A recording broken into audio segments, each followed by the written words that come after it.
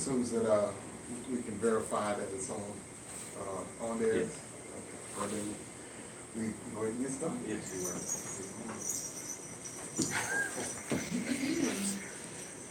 Shabbat shalom, everyone. Shabbat shalom. Shabbat shalom. Arim.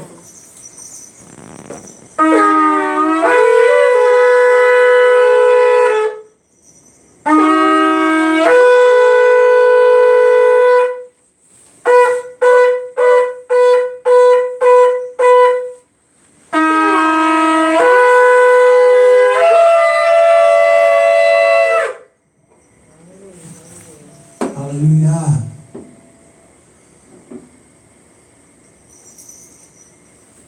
We come today to praise and worship Yah and His Yeshayah, Yahuah Mashiach, who has bought us with a blood-bought price. We come today to pray. Barak Hashem, Yahuah, creator of the universe, from whom all blessings flow. We come today humbling ourselves before you. The Shamayim declares your esteem, and there is none like you. Your judgments are righteous and true. And we want to say in this moment that we are you with all of our hearts, with all of our souls, with all that is within us, with all of our minds. We are you. We declare there is none like unto you. Search our hearts today. Remove anything that is not like you. Give us a clean heart as we approach to worship you. We ask for traveling mercy for those who might still be on the road somewhere in the world today, coming to Yom Shabbat. We ask that you would send your messengers to encamp round about them. Charge them to keep them safe from all hurt, harm, and danger, that they might make it safely from their point of origin to their destination and back again. We ask it in Hashem Yahuah. We ask that they would be free from accident, incident, or interaction with law enforcement. Be a hedge about your people today, Yahuah. Be a hedge about the children of Yahshua. Barak them, that they may learn from the parents and understand that you brought our ancestors out of Mitzrayim with a strong arm. That you are our shield and our buckler, our belt. That you are a strong tower, the righteous run in and are saved. Help us to endure. Help us to endure until the end, that we might hear you say, well done, good and faithful servant. You are the potter, we are the clay. We are the work of your hands. And we say, Todah Rabbah, for all that you have done. Todah Rabbah, for all that you are doing, even in this moment. Todah Rabbah, for all that you will do in our lives, in the life of your Hekal, and in the lives of all Yahshua, wherever they are scattered. Forgive me, Ab Yahuah, that I must speak to you in a foreign tongue if I do not pronounce the words correctly. I ask for your forgiveness. Charge it to my head and not my heart. You are awesome, perfect in all your ways, worthy of all of our thanksgiving, worship, adoration, and praise. We ask that you would forgive us of our sins in thought, word, and deed, where we have fallen short, missed the mark, come short of your esteem. Help us to be who you made us to be. Gird us up, that we may stand the fiery darts, slings and arrows of the enemy. We ask that you would barak this place where your servants are, that you would cause it to be invisible to the enemy, that all day long they may ride by and not notice where your servants are. Help us to be a light unto the Gentiles and unto the world. Help us to have love in our hearts.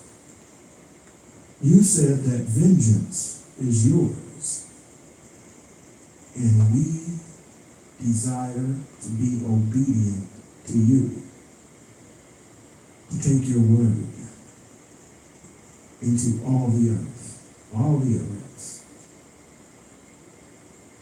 and make your great name known amongst the nations. Todah for choosing this people from amongst all the peoples on the earth, for choosing this nation. Todah for the chosen seed, those who keep your commandments, guard your Torah, and walk in your way according to your word and your will. Help us in those areas where you need to build us up. Strengthen us. Open our eyes to see the marvelous works which you will do in these last and wicked days, and help us to be strong in the power of your might. Unstop our ears that we might hear what the Ruach HaKodesh is saying to the called out assembly on today.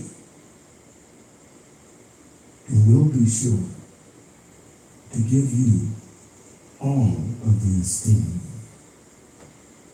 all of the honor, all of the praise, because you are worthy. In your Yeshayah, Hamashiach, who has bought us with the blood-bought price, we say, Todah, Rabah. If we can have Bishop to please come and recite the song.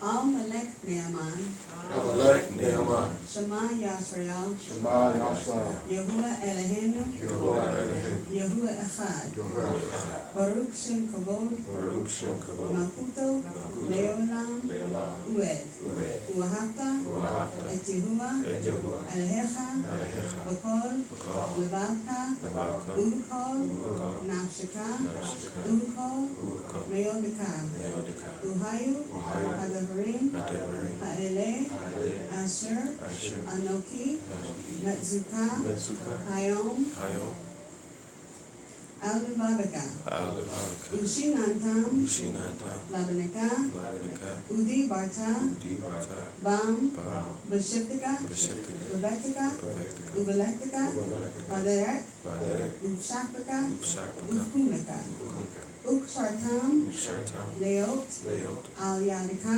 Al-Yadika, Uhayu, Uhayu, Letotafot, Letotafot, Bang, Bang, Enika, Enika, Uktartam, Utaptam, Al-Bezuzot, Al-Mesuzot, Betika, Betika, Ubesharta. Uwashar. Hallelujah.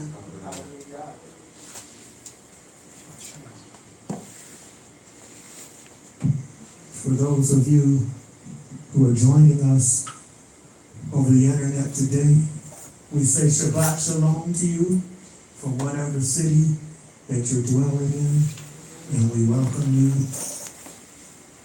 to S.A.L.T, Set Apart Living Torah. We pray that God has baraked you and kept you during this past week. And we hope that a word is said today that will encourage you to stand and stand strong for Yah, not to waver and not to compromise yourself. For those of you who are here in the room, it is always a pleasure to gaze on your face. And we're happy that Yah has kept you and brought you back into our presence once again. It is an awesome thing to worship Him and to praise Him and to lift up His name and exalt His name. Hallelujah.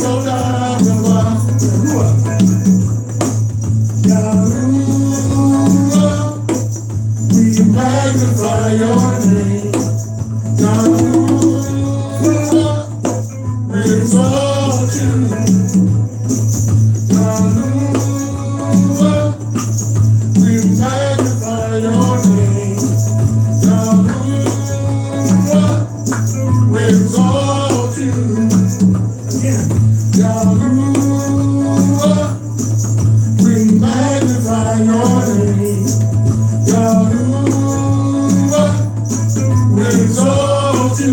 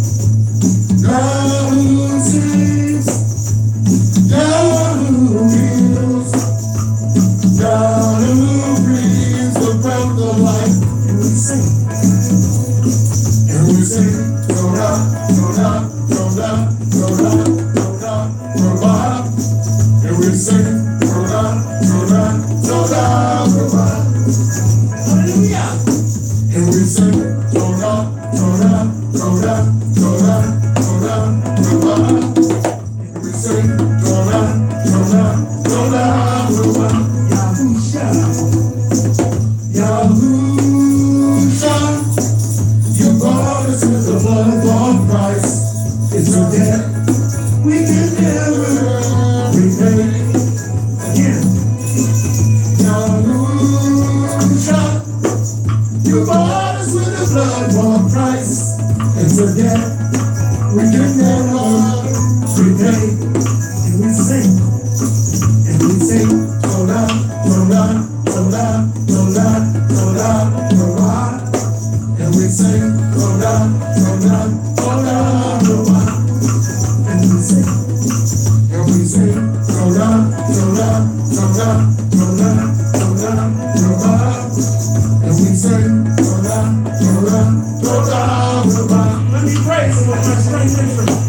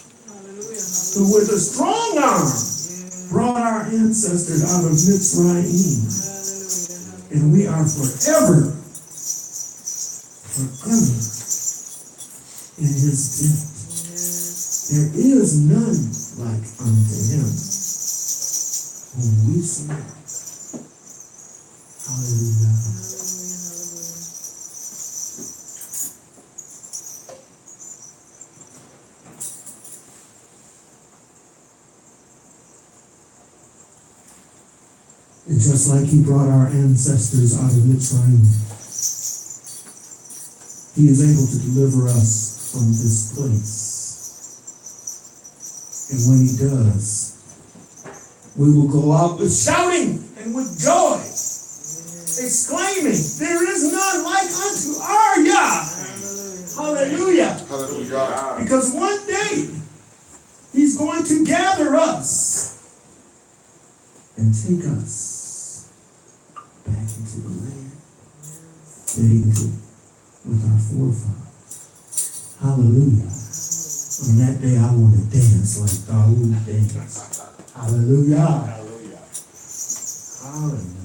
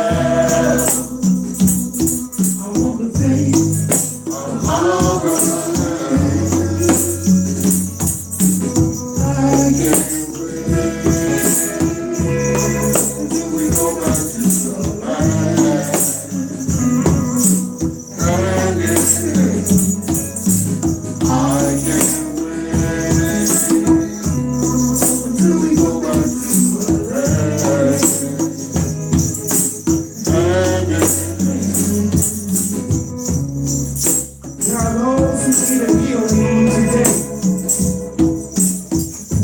if you need a healing on today, whether it be physical or spiritual, if you need a healing on today, I want you to stand in the place where you are and praise the Most High with me. Just like this.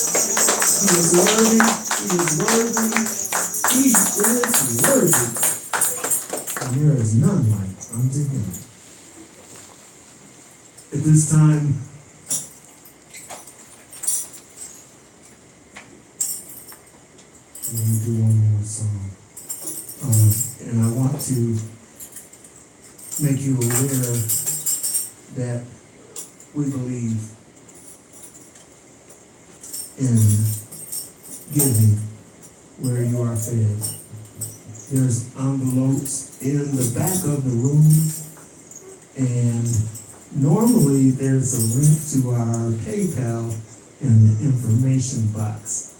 I'm hoping it's there today if you're not in the room with us and you wish to give a love offering to support the ministry of what we do here on the mountain. We so appreciate you. You are in our hearts, and we pray that Yah will barak you. Hallelujah.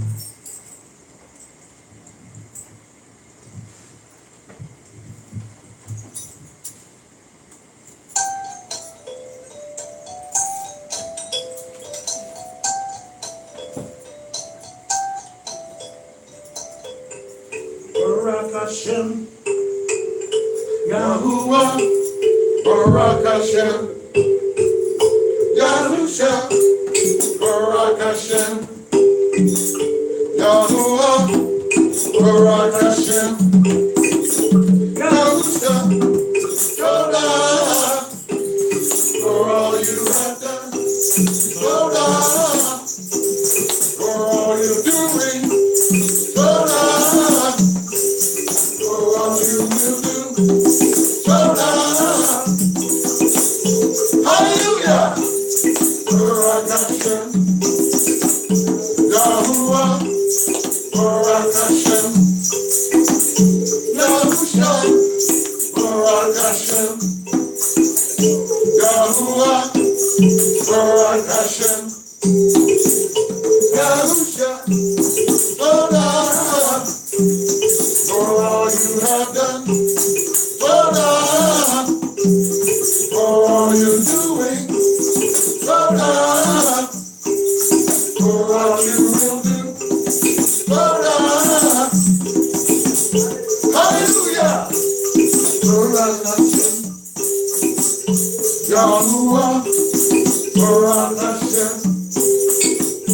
Yahusha, Todah, Yahuah, Todah, Yahusha, Todah, for all you have done. Todah, for all you're doing. Todah, for all you will do. Todah, hallelujah. Praise Him in your own words. What has He done for you?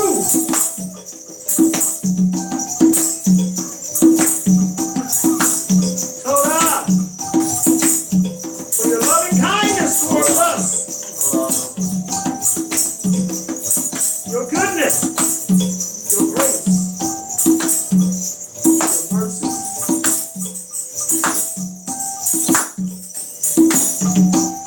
You died in my sins. You spoke to me. You brought me out. And I honor you with all of my heart, all of my soul, all of my mind, all.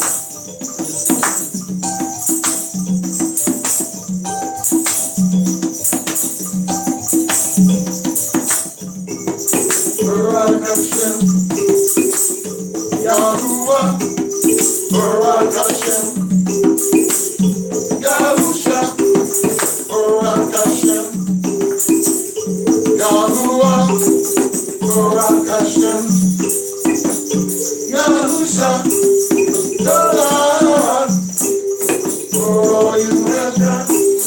Todah, for all you're doing. Todah, for all you will do. Todah, hallelujah.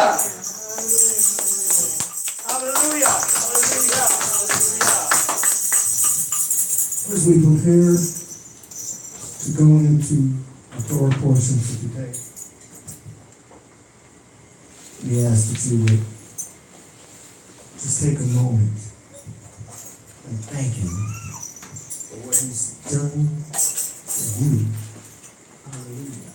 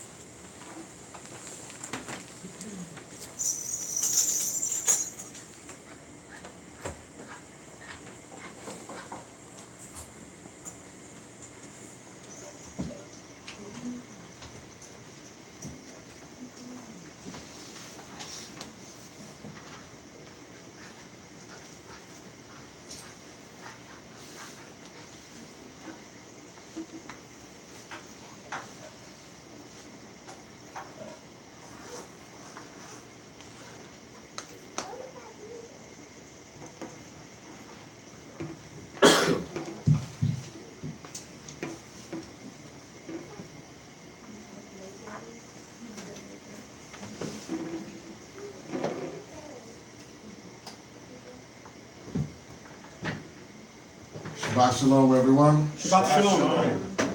It is good to see everybody here today. Thankful that we had this opportunity once again to dive into His Torah, to learn and to gain understanding, gain wisdom, gain counsel.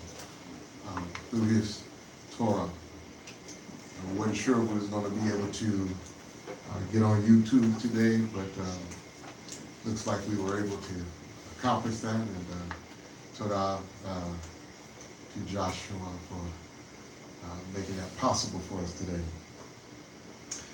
We are in Deuteronomy, the 11th chapter, and we will be starting at the 26th verse, going through the 16th chapter, the 11th verse. And hopefully everyone has read their Torah portion, that they may have some idea as to what is being written there. Torah is important to our life. It is our foundation. It is the foundation that we stand on. We are the only one to whom Yahuah has given his Torah to. And so we have a place to stand amongst the nations. We have a place to stand as we strive to be obedient to his will, to know what we are to do, what his right rulings are. And so in this place, Torah, we know that we can accomplish all that he is asking us. Without his Torah, we'd be all over the place. No security and no sure footing. But because of Torah, we have a sure footing. So let us jump in. Chapter 11, book of Deuteronomy, 26th verse. Deuteronomy chapter 11, verse 26. See, I am setting before you today a blessing and a curse. Given two options here. Two options. Either we'll decide that we want to be cursed or that we'll accept his blessings. Often when we see and we read the scriptures, we see that we hear a lot about the curses that we've gone through. It's because of disobedience we chose curse instead of blessing. Whenever we choose disobedience, we are choosing to be cursed. We are a covenant people. And understand that when we're in a covenant, that we're not going to fall in between. There's no middle ground. There's no hiding, and there's no place to escape. We cannot run away from this. We are in a covenant with the Most High. He sets before us blessing and a curse. Which one will you choose? 27. The blessing, when you obey the commands of Yahuah your Elohim, which I command you today. And the curse, if you do not obey the commands of Yahuah your Elohim, but turn aside from the way which I command you today, to go after other mighty ones, which you have not known. This is to bring about a curse upon you when you decide you don't want to obey, when you want to be disobedient to his commands. This is important for us to understand because we live in a society that teaches us to be disobedient. It teaches us to be disobedient in that it tells us that we no longer have to follow his commands. It says his commands are fulfilled as if somehow, because his son came and lived this life out, that no longer do we have to live it out. As if he was looking for one individual to be completely obedient and then wipe that, then the commands be wiped away. But nowhere do we find that in Scripture. But we'll find over and over again him striving to get us to understand that we need to be obedient to his commandments, that we need to follow his right ruling, that we need to be in love with those things that he has said. It is him that we're supposed to be worshiping. And when we see his son as he demonstrated a life lived in obedience, he consistently pointed out that we should be worshiping the Most High, that we should be worshiping the Father. Yes, we pray and we cry out to the Father, and we do this in the name of his Son, but we are to worship him, and we are to live a life in obedience to his commandments. Continue. Verse 29. And it shall be, when Yahuah your Elohim has brought you into the land which you go to possess, that you shall put the blessing on Mount Gerizim, and the curse on Mount Ebal. It's going to be on one side or the other. It's a physical. Sometimes we need to have a visual. He says that he sets before us a blessing and a curse. And then he gave us a visual. Okay, on one side, there's going to be, on one side of the mountain, you're going to have those that will stand with the blessing, and on the other side with the curse. Which one will you choose? Giving us a visual. Continue. Verse 30. They are not beyond the Yarden, toward the setting sun, in the land of the Canaanites, who dwell in the desert plain opposite Gilgal, beside the terebinth trees of Moriah. Mm-hmm.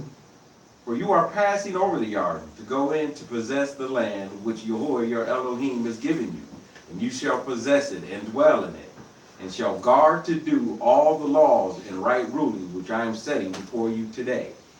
Giving us his laws, his commandments, his right rulings. And these are the things that we are to guard and we are to hold up. Again, we will see this common theme throughout Devarim: guard, guard, guard. It is important for us to check our hearts, check our lives. When the scriptures tell us that, we have to look in the mirror of our lives and be, we're not to see a reflection and then just walk away. But when we see what is wrong in our lives, we are to then begin to get those things out of our lives. So we're to look into our lives, into our hearts. Evaluate.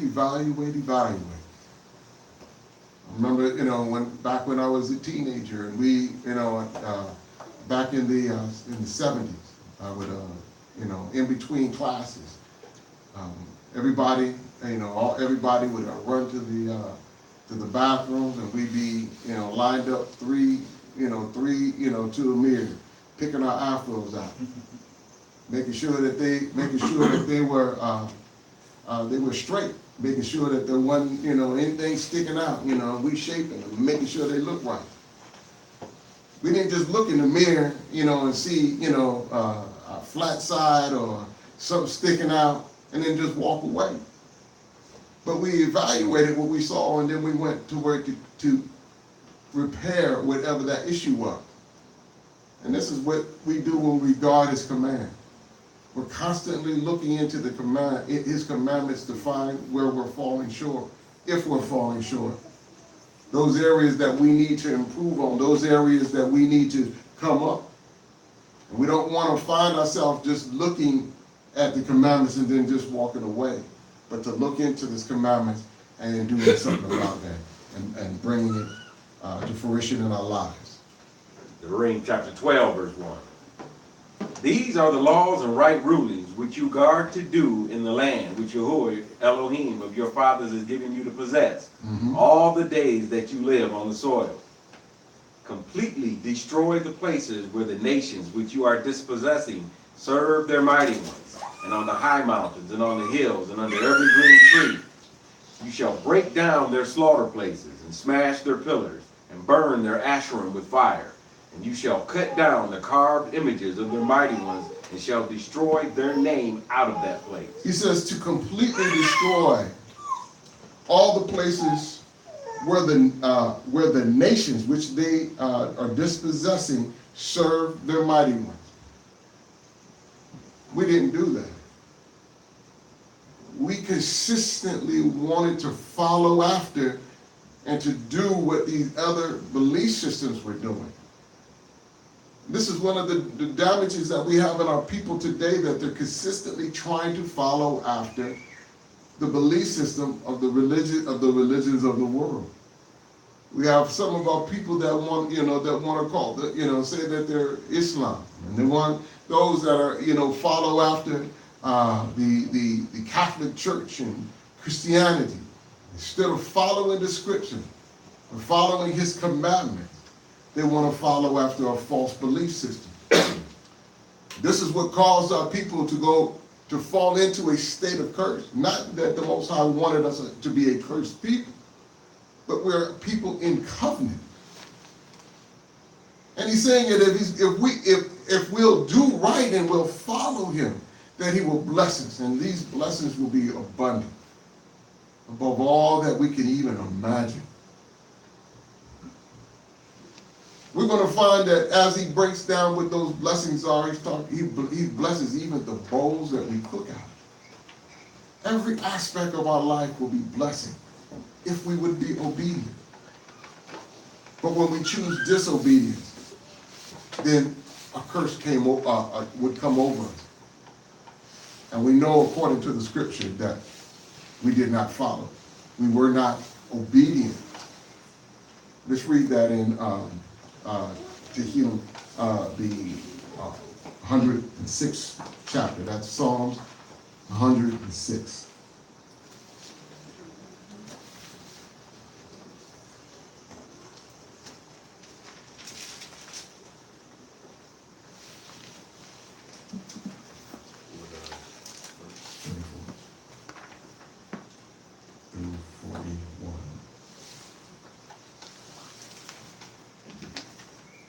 Tehillim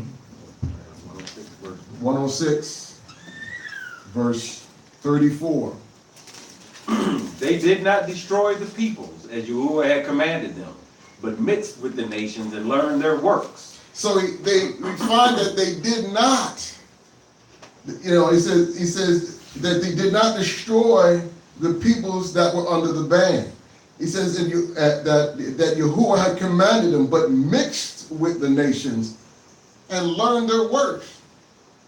They began to strive to understand what they were doing and to learn after them instead of sticking to what he had taught them and sticking to what his Torah was instructing them to. Continue. Verse 36. And served their idols, and they became a snare to them, and they slaughtered their sons and their daughters to demons. So it became a snare. Understand that when we began to lust and desire to go after the nations, it is going to become a snare to us. This is not, we were only supposed to be hearing Yahuah, our Most High. That's all we should have an ear for. We shouldn't want to be following after any of the other nations. Shouldn't be looking into what they do and how they go about doing what they do. Shouldn't be going in and saying, I wonder what their altars look like. But he said we should go in and smash them. Not to go in and see what type of writing that's on the side and see if they have any wisdom within their writings, but to utterly destroy them.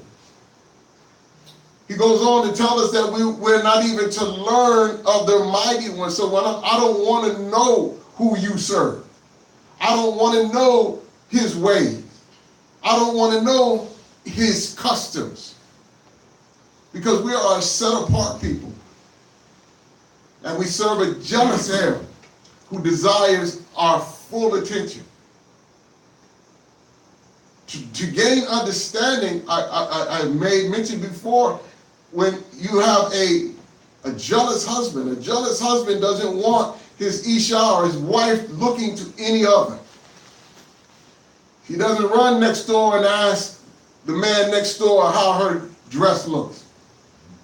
It's not for him to determine that. It's for her Ish to do that. And so he's very jealous of that. He doesn't want her going and asking for money for bread. That's his responsibility. He doesn't want her in debt to anybody else. He doesn't want her going over and saying, when is your birthday? I want to make sure that you have a good day on your birthday. She is only to be looking to her Ish to that. And he is only looking to her. And not, and so when we understand, even within our flesh, how we are to be single focused in our relationship, understand that the Most High is desiring that single focus in our relationship with him. Now we're not to be looking at any other mighty ones. We're not to be learning their ways. We're not to be looking into the other nations. Why? Because we are a nation that is set apart to him. And we don't belong to any other nation. Nor are we to be like any other nation. Continue. Verse 38. And they shed innocent blood. the blood of their sons and daughters, whom they slaughtered to the idols of Canaan, and the land was defiled with blood. So we defiled the land because we began to slaughter our own children. We're doing that this very day through abortion.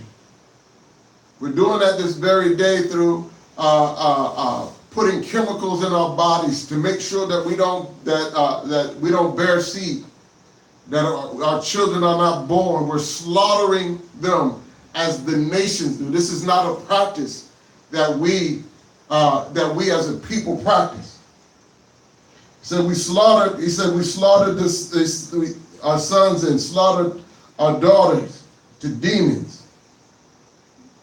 When we began to teach them other ways, we are giving them over to another belief system, which is then ensuring their death. And we're slaughtering them by the thousands. Because we should only have been looking to him. We are a set apart, a holy people. And to him, all of our hearts should be. Continue. The 39. So they became unclean by their own works. So it's by our own works that we become unclean. Not because he didn't want us, not because he was rejecting us, but because of our own works. Because of their own works, they became unclean because they refused to be single focused in their desire for the Most High. Continue. And went whoring by their own deeds. So I want you to understand how he feels about you going in, looking into other belief systems and religions and mighty ones. He says that's whoring. We went whoring after the other nations and the other belief systems, these other religious systems. Continue. Verse 40. And the wrath of Yahuah burned against his people, and he loathed his own inheritance. Then he gave them into the hand of the nations, and those who hated them ruled over them. So he gave us over to the other nations because we refused to do what we were supposed to do.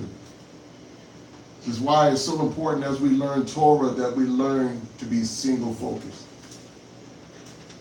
Many of us have come out of the denominational system. There's a lot of things that have been near and dear to our heart, taught to us by our grandmothers, our grandfathers, our mothers, our fathers. But as we are waking up in this last day, understanding the lies that we were taught, we have to let go of even the things that our loved ones have taught us. Even though they may be near and dear to our heart, we have to let it go. Because he's trying to get us to be single focused in on his Torah, his word, what he spoke to us as a people in covenant. At Mount Sinai, when he made a covenant with our forefathers, these are the things that we are responsible to fulfill. And he's letting the people know over and over and over again that this is what he desires from us. There's someone out there that's watching today that hasn't made up your mind. They haven't made up your mind yet. Are you going to follow after the traditions of men? Or are you going to choose the way of the Most High? Are you going to choose the blessing, or will you choose the curse? Maybe you've heard the truth and haven't cleaved unto it. It is hard sometimes to let go of the belief system of your mom, your dad, your grandma, your uncle, your family. But Hamashiach said, who is my mother or my brother? But he who keeps the Father's commandments. So I implore you today to choose life. Choose life on today. Choose to be obedient. Choose to follow the Most High Yah.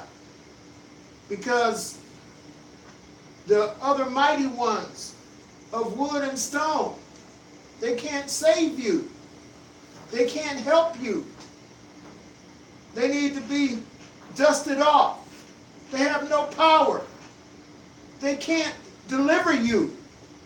They can't heal you. Choose life today. Continue.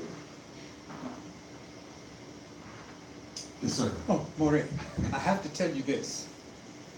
On the way up, my Yeshayah and I, we were talking about obedience. This is my second time coming.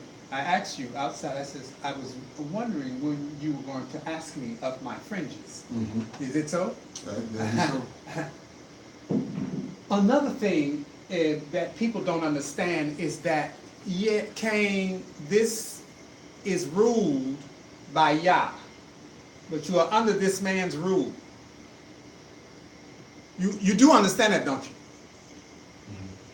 Everybody understands that? Cain?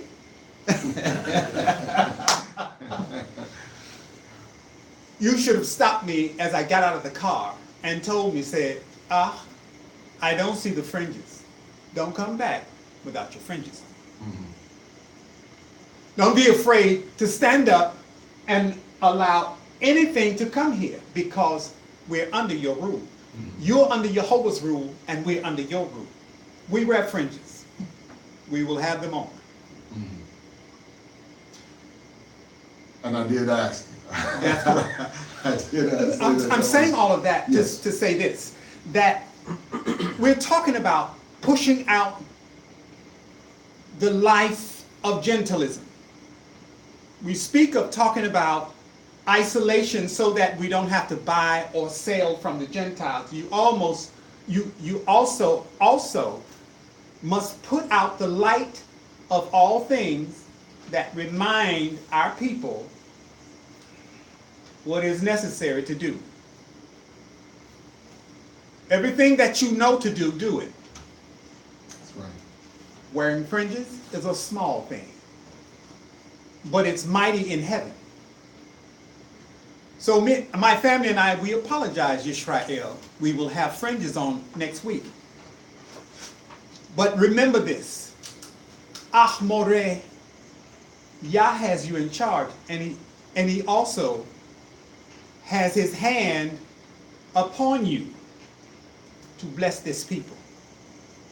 Be not afraid to bring out of your mouth that which should not and should come here. Period. Todah.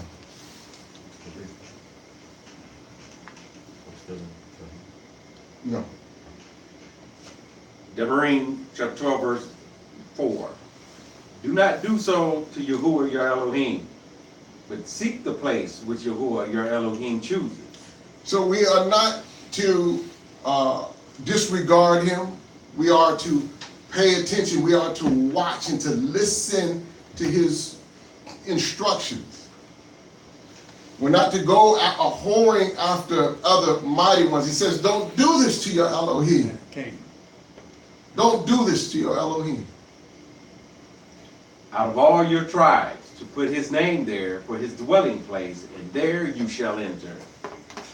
And there you shall take your ascending offerings and your slaughters and your tithes, your contributions of your hand, and your vowed offerings and your voluntary offerings, and the firstlings of your herd and of your flock.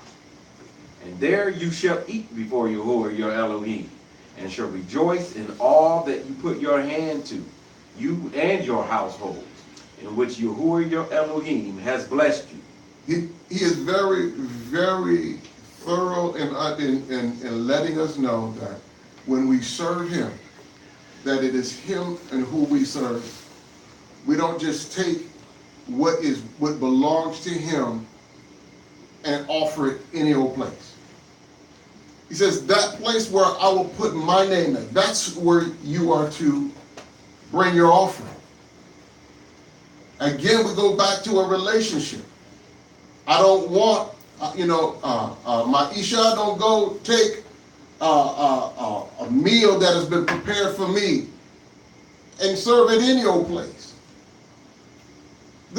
I'm going to provide a place for her. And she is to bring that meal before me. And if I have set up a table for her to be able to do that, then that's where it belongs, not someplace else, not in the backyard, not next door, not at the next door neighbor's house. I'm not supposed to get a call and say, come next door, I got a plate over here for you.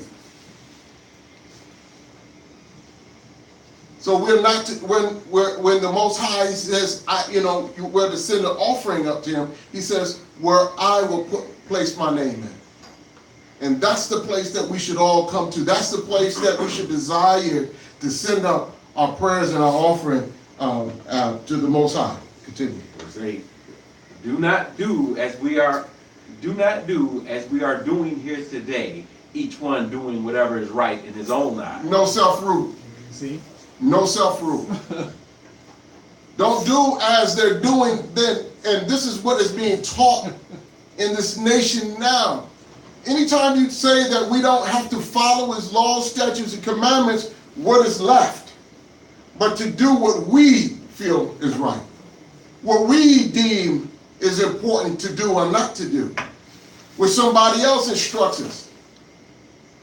This came very apparent to me when I was in the denominational system. When I was a young man, like the young man that's sitting here today, it was a sin for the women to wear red.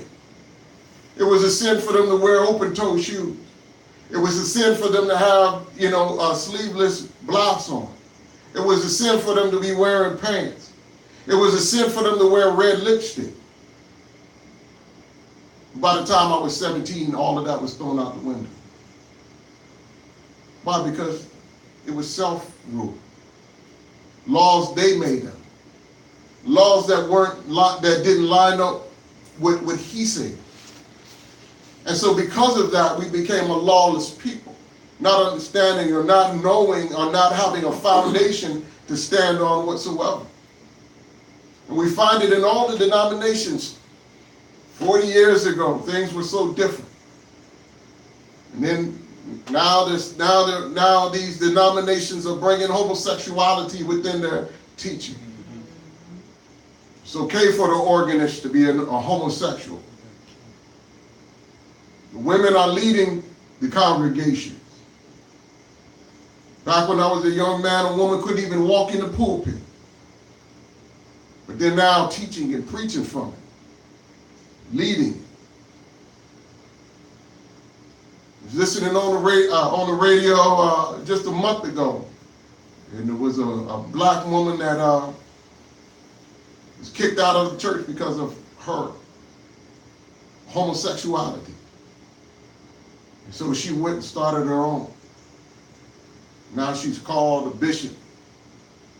And she welcomes all those that have alternative lifestyles. It's because we've gotten away from the foundation that we're supposed to be standing on. It's not left up for us to be able to decide what to do and what not to do. But it was left up to him, our Father, to give us the instructions that guide us and that give us a sure foundation. It was never meant to be done away with. He told us that as long as there's a heaven and earth, that his laws will stand. And I look out the window and I still see it. We are to follow his laws, statutes, commandments without fail. Yes, he has given us an advocate that will stand before us so that we have that sacrifice always before us in our Messiah. But his sacrifice wasn't for us to be disobedient. His sacrifice was that we might have a right relationship with him and then desire to do right. Continue. Verse 9. Because you have not yet entered the rest in the inheritance which Yahuah your Elohim has given you. But you shall pass over the Jordan and shall dwell in the land which Yahuah your Elohim has given you to inherit. And he shall give you rest from all your enemies round about, and you shall dwell in safety. So even before they go over, he says, you're going over and I'm going to give you rest. But he's also saying that you got to go over and you got to battle. We have to fight. But there will be a day when we will have our rest. And we will have that time when there will be shalom. But we do have to understand that the enemy stands before us to destroy us. And we have to be vigilant and fight that enemy as he strives to destroy us as a people. But we will get our rest. Well, we see the example in our 7-day Shabbat Shalom, Shabbats, as we rest after work. 6 days we work and then we rest. When we cross over that Jordan, we know that we're going to cross over and there's going to be many battles, many oppositions ahead of us, but we will have a day of rest. We will have that time when all of the battles will cease. But until that, we have to fight. Until that day, do we have to continue to strive to obey and to do what he has called us to do. Verse 11. And it shall be that unto the place which Yahuah your Elohim chooses to make his name dwell there you are to bring all that I command you, your ascending offerings and your slaughters and your tithes, and the contributions of your hand, and all your choice offerings which you vow to Yahuah. These are the things that we're supposed to be taken to that place that he chooses. This is where our heart has to be as we see and as we gather those things that the Most High has given us. As we desire to give back, we have a desire in our heart to bring him to that place because they all belong to him. We know we don't have that temple. We're not in our land, but our heart should be there. Our heart should be in desire to give back to him all that he has given to us. Verse 12. And you shall rejoice before Yahuah your Elohim, you and your sons and your daughters, and your male servants and your female servants, and the Levite who is within your gates, since he has no portion nor inheritance with you. Our giving should be with rejoicing, not sadness, not murmuring and complaining that I have to give these. And when we're in our place of blessing, understand that we will have more than we could ever need. Our Elohim is not slack in his blessings towards us if we are obedient. 13. Guard yourself that you do not offer your ascending offerings in every place that you see. We don't give it to and we don't give our offers and our tithes in every place that we see. Every place is not worthy of those things that the Most High has given us. And so we have to be very careful. We have to be very watchful as to where we are. We understand that he says that he's going to put his name there, his mark, and in that place should we have a desire to give. Continue. Verse 14. Except in the place which Yahuah chooses, in one of your tribes, there you are to offer your ascending offerings, and there you are to do all that I command you. Mm-hmm. Only whatever your being desires you shall slaughter and eat, according to the blessing of Yahuah your Elohim, which he has given you within all your gates. The unclean and the clean do eat of it, of the gazelle and the deer alike. Only the blood you do not eat. Pour it out on the earth like water. Now we have instructions as to what we are to bring. We don't bring unclean food in the midst of the Most High. We do not bring send up a sacrifice that is something that he didn't ask for, that he didn't choose. But these things that he has chosen to the sacrifice that he deems and what he says is clean. Those are the things that we bring and we sacrifice. Only that, nothing else. Verse 17.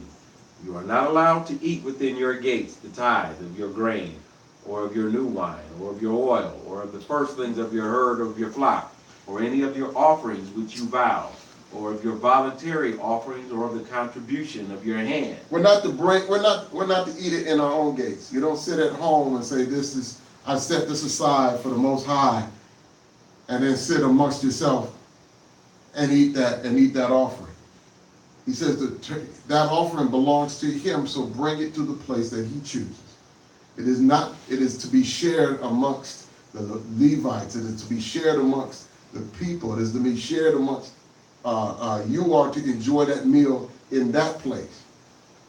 Often we think that, we can worship and we can sit at home and do what we want, but he says that that he has a place that he put his name, and in that place, that's where you're to bring your offering. That's where you're to bring your sacrifice. And in that place, that's where you'll enjoy, and that you'll sit and be able to enjoy all that he has given you. Continue. Verse 18. But eat them before Yahuah your Elohim, in the place which Yahuah your Elohim chooses, you and your son and your daughter, and your male servant and your female servant, and the Levite who was within your gates.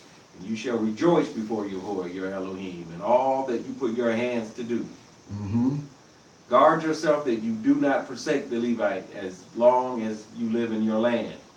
When Yahuah your Elohim enlarges your border as he has promised you, and you say, let me eat meat, because you long to eat meat, you eat as much meat as your being desires.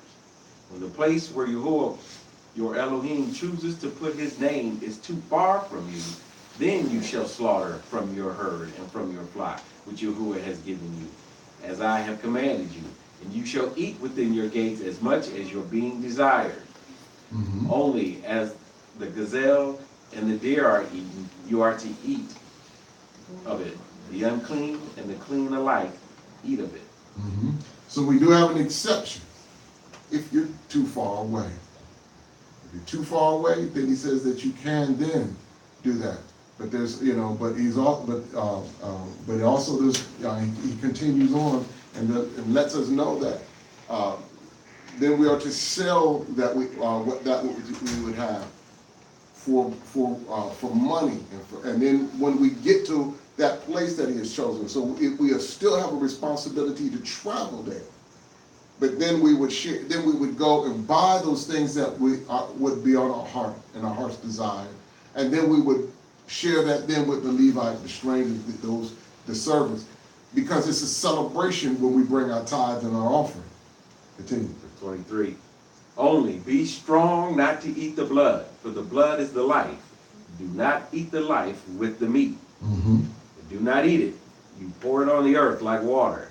Do not eat it, that it may be well with you and your children after you, when you do what is right in the eyes of Yahuah. Only the set-apart gifts which you have, and your vowed offerings you are to take up and go to the place which Yahuah chooses. Mm-hmm. And you shall make your sending offerings, the meat and the blood, on the slaughter place of Yahuah, your Elohim. And the blood of your slaughterings is poured out on the slaughter place of Yahuah, your Elohim, and you eat the meat. Guard and obey all these words which I command you, that it might be well with you and your children after you forever, when you do what is good and right in the eyes of Yahuah, your Elohim.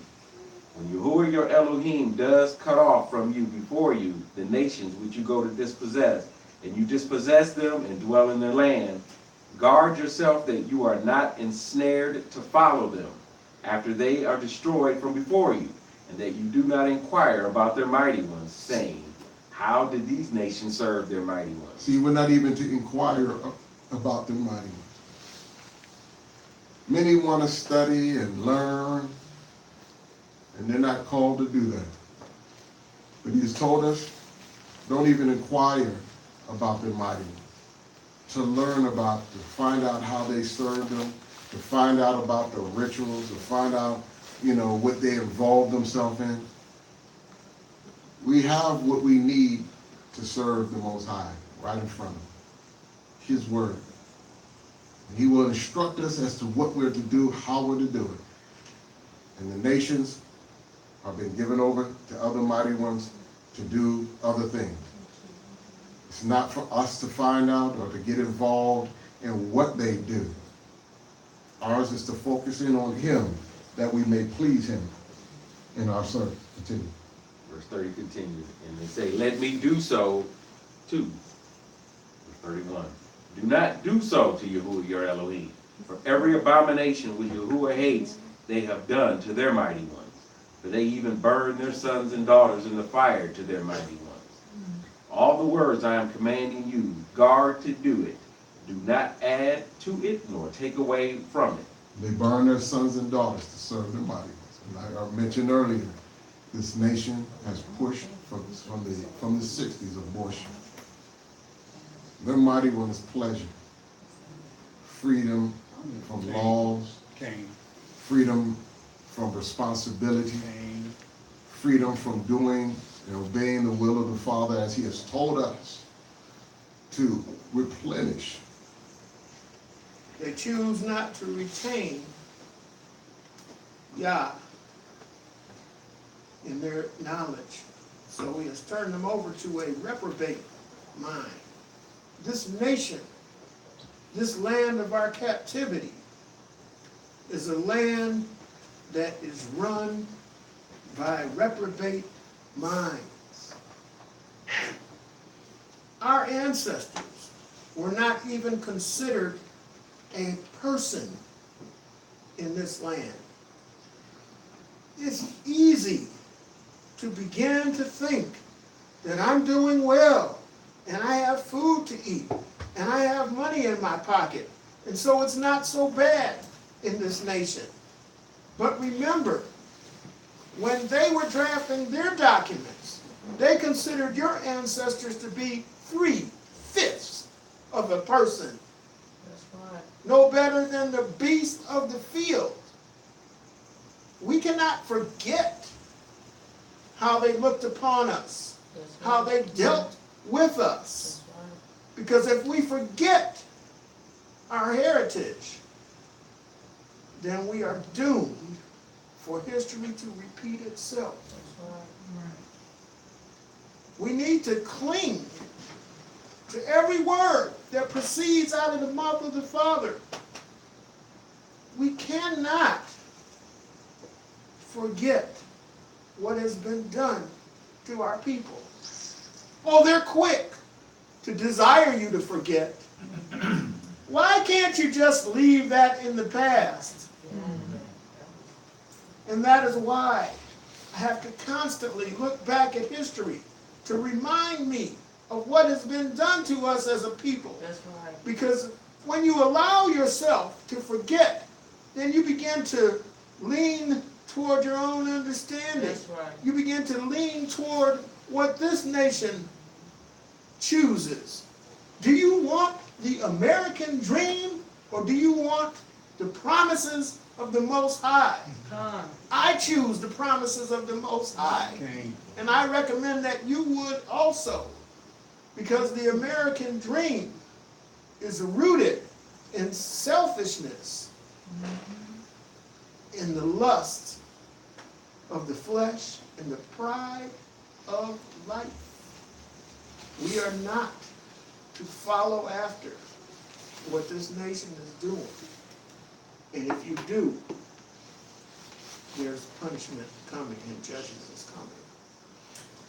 Elder said that they follow after the pride of life, the lust of the flesh. And this is why they burn their children. They sacrifice them through abortion. Because this is a belief system, y'all. And understand that this is not what we should be practicing. This is not the lifestyle that we find that the Most High has given us through his word. The reason they teach us that his word is done away with is so that they can live lawless. There is nothing that they're replacing this with. Those that are telling you that the law is done away with, what are they replacing it with? But even in Christianity, they don't have set rules. Like I said, it changes as with the season. Cain. One year, this is a sin. The next year, it's not a sin. It's all over the place. Yes, sir. They have as a replacement the same thing, sacrificing the children to demons so that you can see it. That's why Will Smith took his daughter, turned his daughter into a man, and took his son to turn his son into a daughter. That's right. So they continually put it in the sight of your visual imagery. And the sounds that they give you are the sounds to equate that balance. That's the balance of what they replaced it with. So when you see the icon, you say, oh, I like that. I just like that. That looks dull. It doesn't look like a lot of fun. And that's what happens when we don't set apart our thinking from the world. When we come here, this is set apart. So should your mind be set apart. Yes. Because you have come here to merge with like minds. If you come here to merge with like minds, it means that you have come here with hopes not to see that image of the world. Yes. You see, so we exalt his name. So who are we pledging our allegiance to? Yeah. Who are we saying we want to follow? Because all the laws in every nation are put together based upon their belief system. You want to know what a nation believes? Look at the laws that are established. And then you'll be able to tell who their mighty one is. Or if they follow Yahuah, our Elohim. So if we are pledging our allegiance to this nation, then that means that we're following after their mighty ones, that we will do whatever their mighty ones say. But when we follow the law, statute, commandments, we're following after our mighty one. We're pledging to him that I will do all that you have said. Oh, yeah. So like we said in the beginning, he sets before us blessing and curse. Which one will you submit yourself to? Deuteronomy chapter 13, verse 1. When there arises among you a prophet or a dreamer of dreams, and he shall give you a sign or a wonder, and the sign or the wonder shall come true of which he has spoken to you, saying, let us go after other mighty ones, which you have not known, and serve them. Do not listen to the words of that prophet or that dreamer of dreams, for Yahuah your Elohim is trying you to know whether you love Yahuah your Elohim with all your heart and with all your being. Now, it says that there is a dreamer or a prophet, but he also said and that is showing signs of wonder, and it's coming true. Do we follow after him? If he's then going to turn around and cause us to go against Torah? No. See, this is where we have to wait. See, this is why we're not looking for signs and wonders. Because no matter what you show me, if the life that you're then going to turn and ask me to live doesn't line up with Torah, then I know that you're a false prophet. Okay. I know that you're not of my Father in heaven. This is what we're supposed to be weighing it with. So we can go into these denominational systems and we can hear something real nice coming across the pulpit. We can see miracles and signs and wonders. I have a dream that one day our children will be judged not by the color of their skin, but by the content of their character. But then when they turn around and teach Does that come to pass? that we're not supposed to follow his laws, what are we supposed to do? What are we supposed to do with that individual? Are we supposed to shake his hand and say, you know, you got some things right, Rob, but, we still supposed to follow his laws, statutes, commandments, and then pat him on the back and then sit up there in the pulpit with him? What are we supposed to do with him? Let's find out. Verse 4. Walk after Yahuah your Elohim, and fear him, and guard his commands, and obey his voice, and serve him, and cling to him. Mm-hmm. The fear of Yahuah is the beginning of wisdom. Mm-hmm. Verse 5. And that prophet, or that dreamer of dreams, is put to death, because he has spoken apostasy against Yahuah your Elohim, who brought you out of the land of Mitzrayim, and ransomed you from the house of bondage, to make you stray from the way in which Yahuah your Elohim commanded you to walk. Thus you shall purge the evil from your midst. Ye are to stone him to death. We need to purge our land and of our people of false prophets and those and dreamers that will lead us astray. Most High calls this apostasy. We are not to listen to. I don't care what they do. I don't care what miracles. I don't care who they heal. I don't care what they do. If they then in turn strive to cause me or anybody within our midst to not follow after Yahuah our Elohim, they are to be purged from the land. Continue. Well, and we need to understand that we don't, because in the society in which we live, most people are so caught up with who their bishop and their pastor, their superintendent is, and that they put them on a pedestal higher than what the scriptures, higher than the scripture. The pastor said, They can even hear truth and can't refute it, but they say, well, that ain't what my bishop is teaching, and then they want to go back to what the bishop is teaching.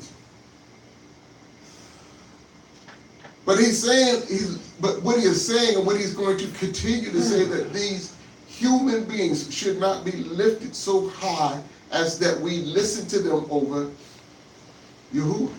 because what are we doing then? We're making idols of them.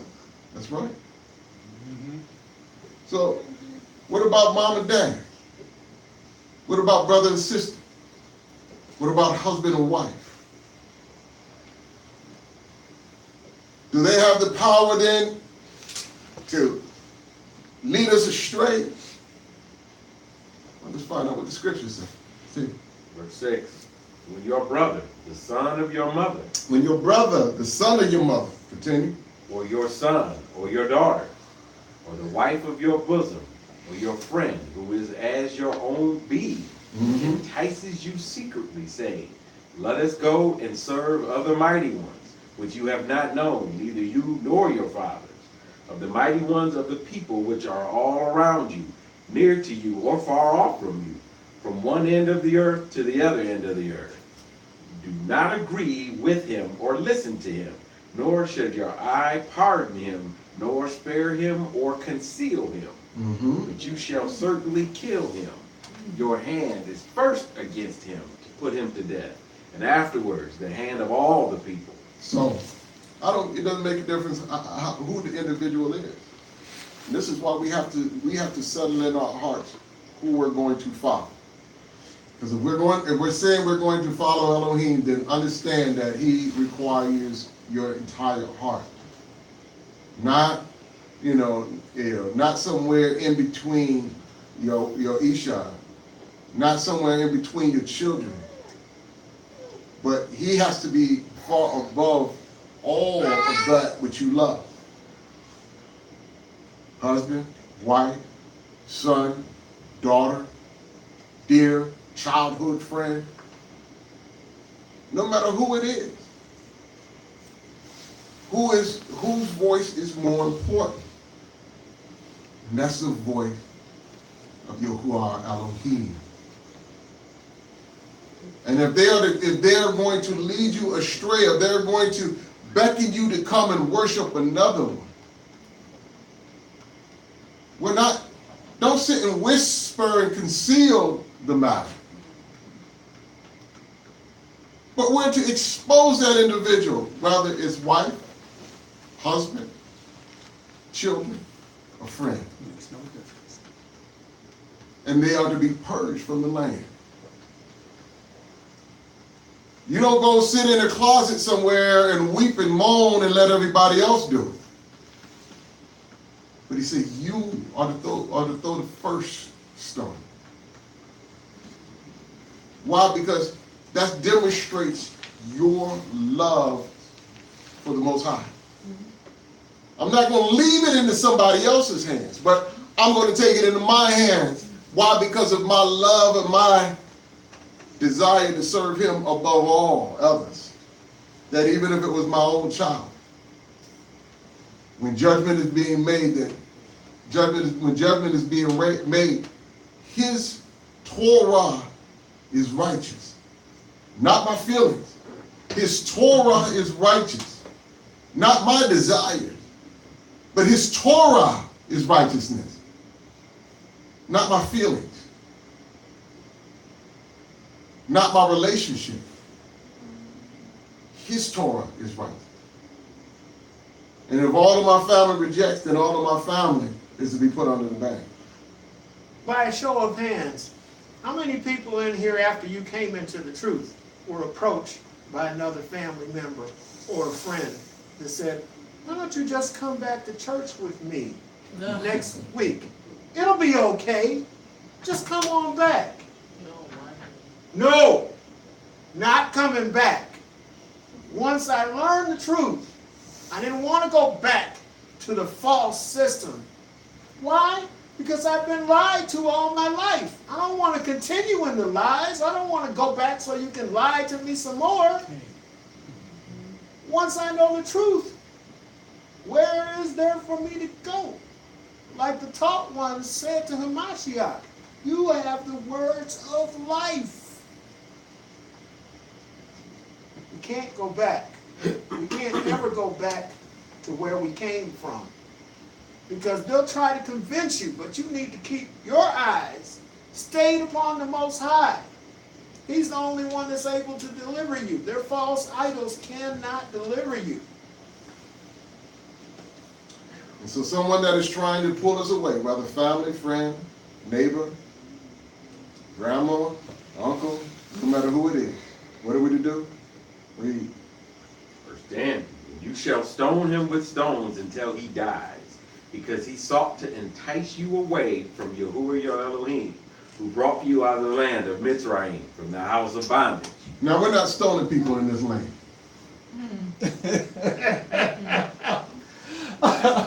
We might not be able to stone them, but can we set ourselves apart?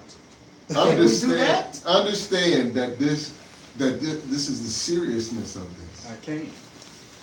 This is the seriousness of it. Those that say, I want to be in his kingdom, understand that these laws will be in his kingdom. Don't think that you're going to go over there holding on to your old belief systems and somehow get a family member, a friend to leave with you or to do things differently. Because if he in the Most High's kingdom is following his law, statutes, commandments, the next thing that will happen will be a gathering in the town square. And those that have strived to pull you away or to bring about another belief system will catch a brick by the hands of the very one they thought, or they weren't very ones that loved them.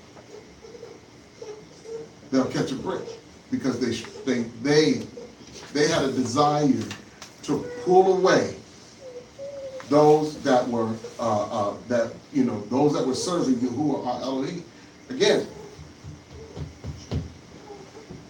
just about everybody we know outside of the assembly in which we come to fellowship in deserves a break, because just about every one of them has said that, has tried to pull you out of this and has told you that we don't have to follow Yahuah our Elohim, that we don't have to follow his commandments, that we don't have to listen to his right rulings, that it's all done away with. But here we don't even see a hint of that. Not even a whisper that it will be done away with at any given time in the past, present, or future. Mm-hmm. Get out of our hearts and our minds any idea that his laws, statutes, and commandments are going to be done away with. They should be, his laws, his commandments should be a letter of love to us. This reveals to us the very heart of the Father. His laws, his commandments reveal his character.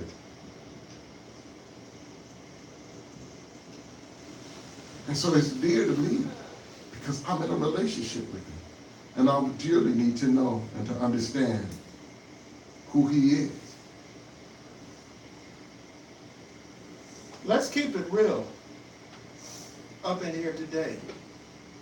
If you're under the sound of my voice, and you're in a house of bondage, and they're telling you you don't have to keep his laws, guard his statutes, keep his commandments, you are in a cult. The cult of religion.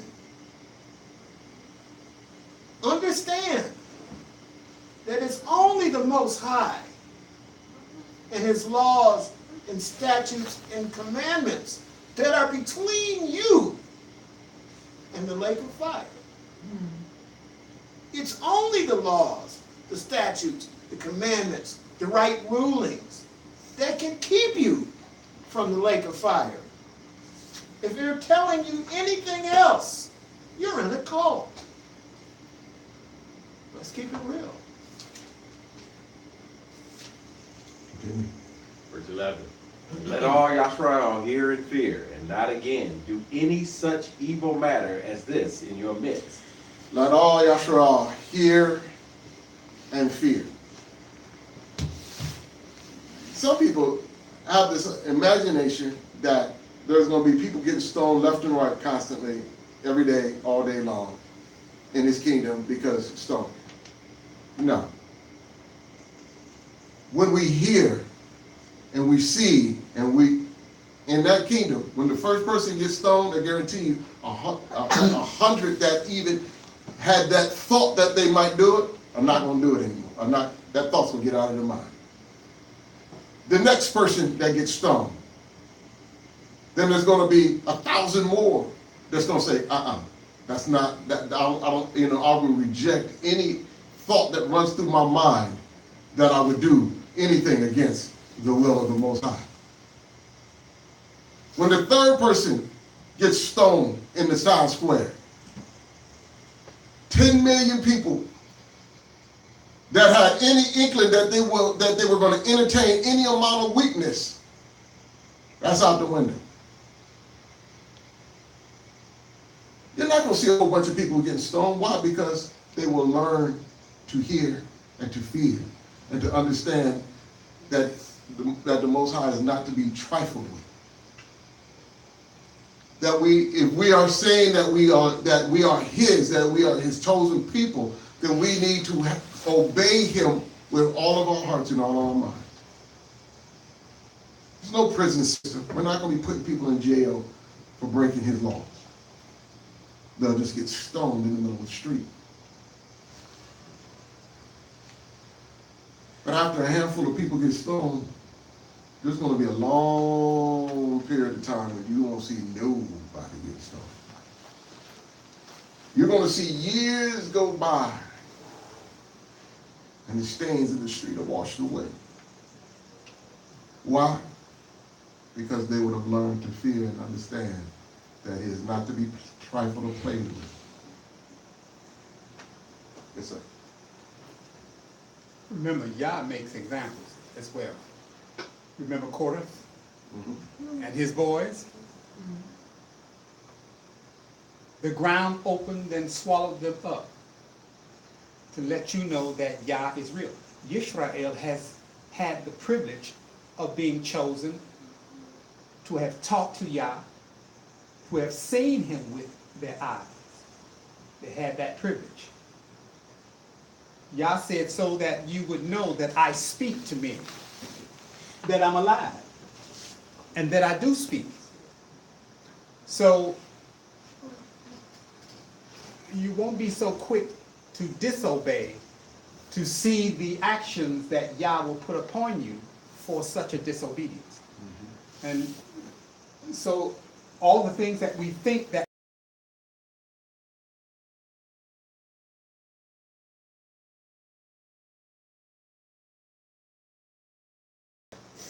salt is right where you live. It's right here. Remember, when you come to the land, it's you who bring Yerushalayim with you. when you set the altar, you set the same altar that you would have set in Jerusalem, don't you? You're serving the same one. So until we get back to that land, wherever you set your feet, Jerusalem is there.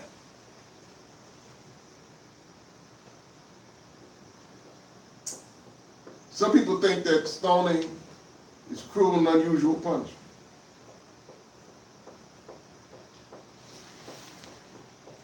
Prison is cruel and unusual punishment.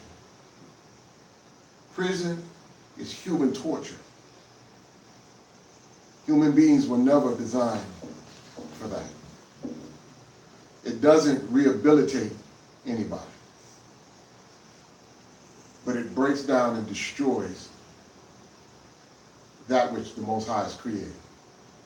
And then we then, in turn, release them back into public. Often to repeat the same thing over and over again. The Most High is saying we need to purge sin.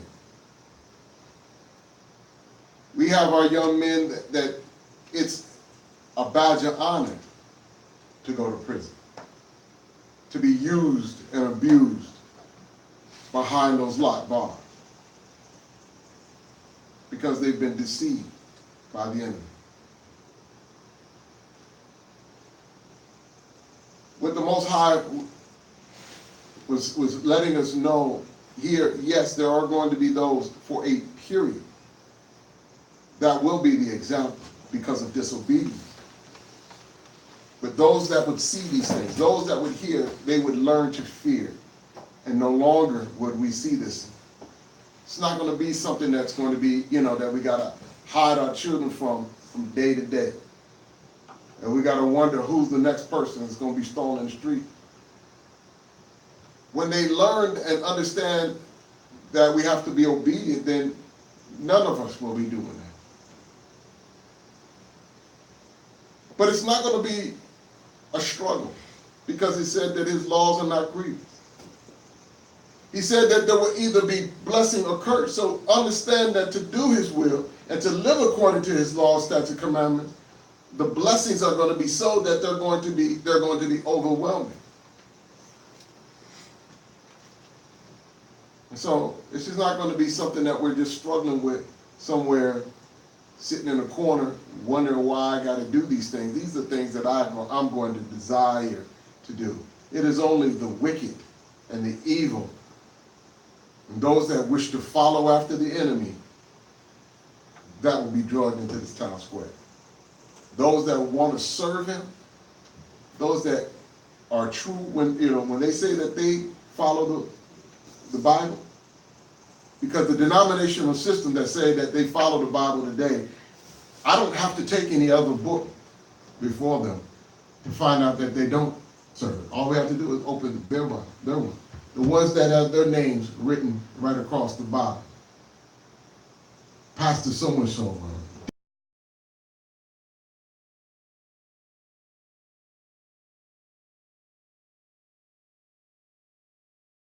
They say, I live according to the Bible. But as soon as you start opening it up and you begin to read this very thing that we're reading, and we see the heart of the Father, he says, be careful to guard my word. Be careful to guard my right rulings. Do these things and you will live, you will have long life, you will be well. Do these things and blessings will come your way. They sit back and they say, no, I don't want to do that. But I thought you told me that you worship and you serve Yahuah. And they said, well, we don't have to listen to him anymore because the Son died on the cross. So therefore we can, I say, well, then you can just do what you want. No, you can't just do what you want. You can't sin. Well, what is sin? I asked every one of them, what is sin then? Most of them can't answer that because they don't have a foundation by which teaches them what right or wrong. It's what the denomination tells them. But the scripture says that sin is transgression of the law. So if you understand that we accept Hamashiach as a savior, then understand that we can't continue in sin. Then we have to understand that the only sure foundation that we can fall back on is to go back and read what Torah lays out for us. Because to do anything other than that is transgression. And we will live in a life of sin, regardless of how often the Messiah's name comes out of your mouth. I don't want to follow the will of the Father, which he said over and over again, that this is how he lives his life. Then we will be found guilty. And you'll say, I've done many works in your name. I've prayed and I've done wonders and miracles. And he said, depart from me, because I never knew you. I wasn't in a relationship with you. I never knew you. There was no intimacy between us. I never knew you. If I were to offer you two words today to help you stay on the path, hear and do. Hear and do. Scripture says, you will know them by their fruit. A good tree cannot bring forth corrupt fruit, and a corrupt tree cannot bring forth good fruit. The difference between them and us, hear and do. While they may hear, they don't do. We as a court. The judge asks her what her name is. And she gives her first name, then she gives the judge my last name. She's got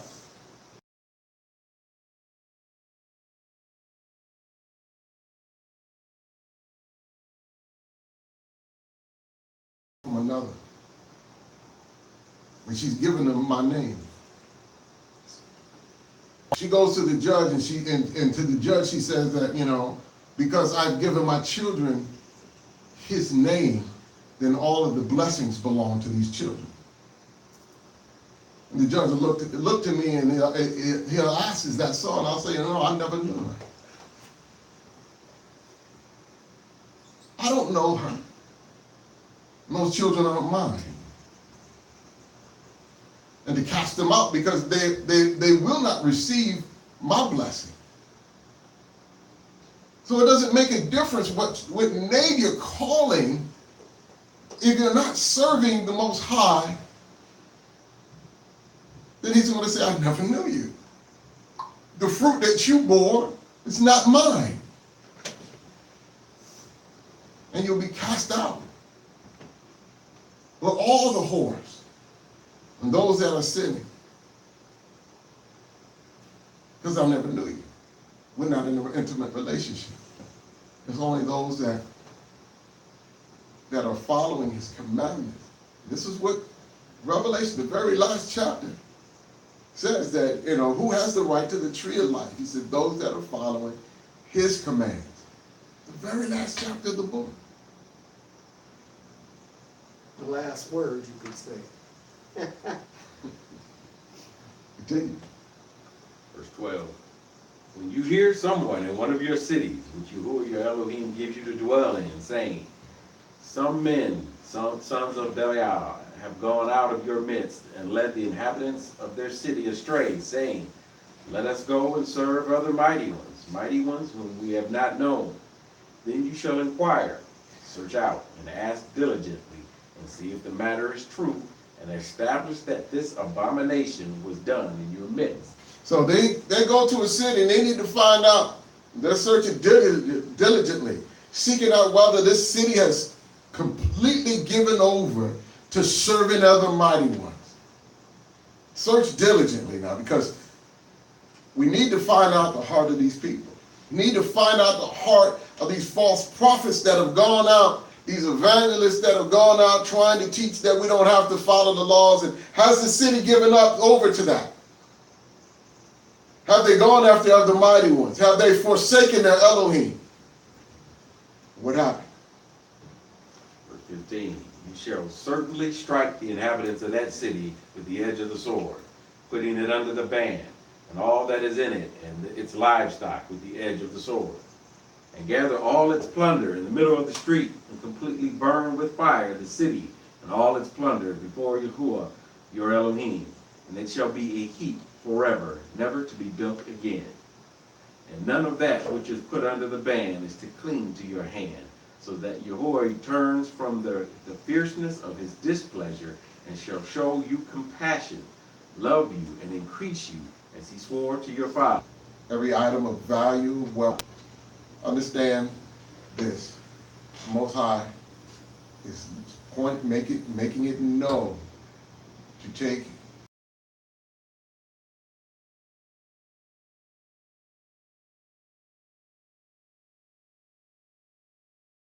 that I wear that tells a story of somebody that was an unbeliever.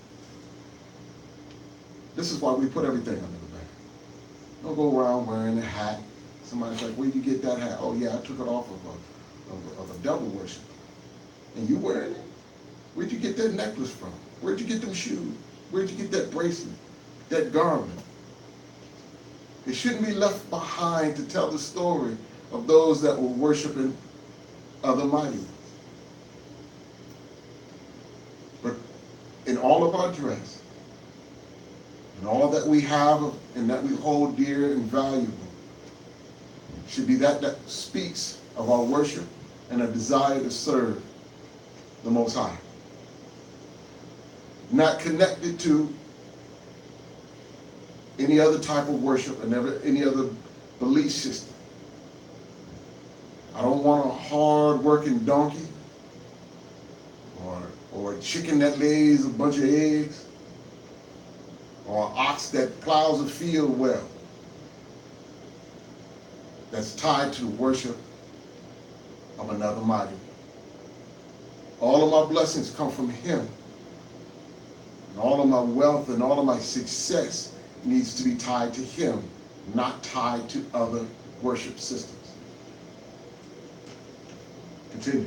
Verse 18, and you obey the voice of Yahuah your Elohim, to guard all his commands, which I command you today, to do what is right in the eyes of Yahuah your Elohim. Chapter 14, verse 1. You are the children of Yahuah your Elohim. Do not cut yourselves, nor shave the front of your head for the dead. We don't pray to the dead. Not honoring the dead in tattoos or hairstyles or trimmings. We don't go and stand around and open up a brew and pour out some over his grave and say to my homies that have gone before me. No, we leave them alone. We don't do any of these rituals that these nations do. Continue. Verse 2. You are a set apart people. Because we are a set apart people. Understand that the Most High is telling us all of these laws, statutes, and commandments. Why? Because we are a set apart people to Yahuah. If we are saying that we want his blessings, understand that we are his. We're either going to be his or we're going to be the enemies. No in between. He says, I set before you. We started off this lesson. I set before you blessing and curse. I'm going to set before you either you serve him or you're going to serve the enemy. We are a set apart people. Now you know that in 14:1, you know what that means, Israel. That custom was to contact the dead. That was a custom to make contact with the dead. When you are praying for the dead, it's because you are making contact with the dead. We are not to seek after familiar spirits. We see practices even within the hip hop culture that they put teardrops Okay. in their eye for the dead.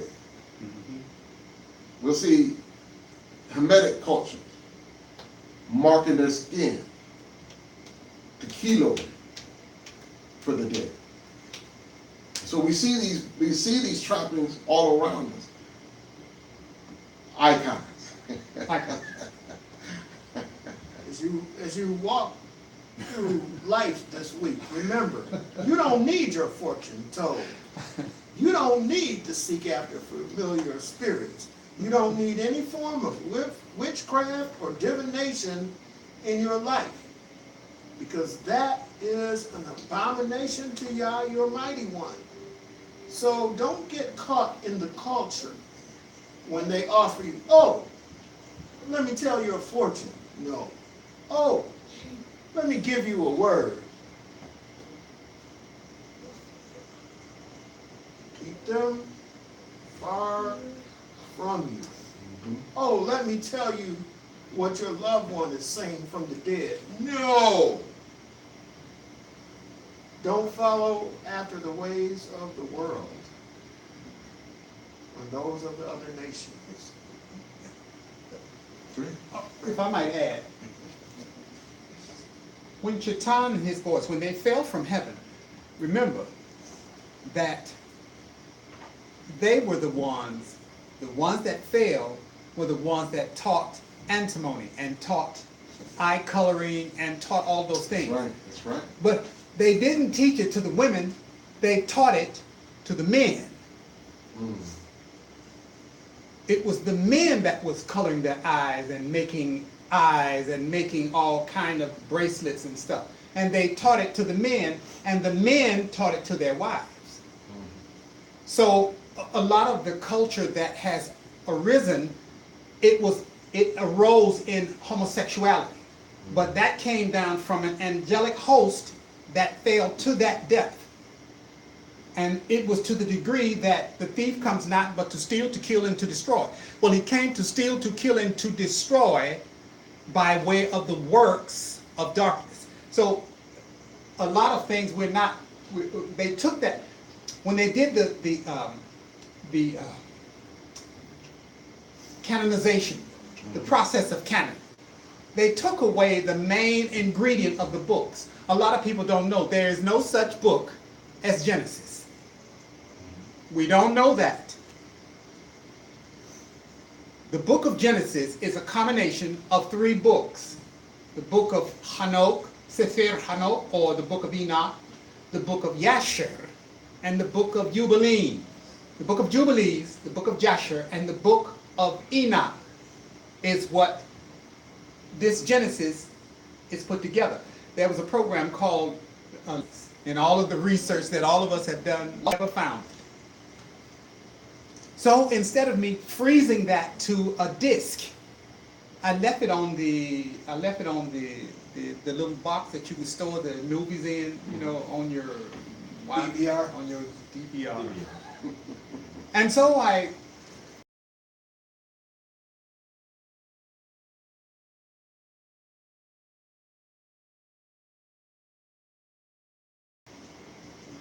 so that your ear and your eye will not connect, that the book of Hanok, book of Yashar, and the book of Jubilee should be a part of your diet because it holds a bulk part of salvation. Without those books, some of that in those 66 books cannot be explained. That's right. That's right. So mind you again that the reason why we must adhere to HaTorah is because that has been given to the angelic host who had fallen. Now, Yah chose the angelic host to be you. So be aware, Yisrael, that you don't get caught in things.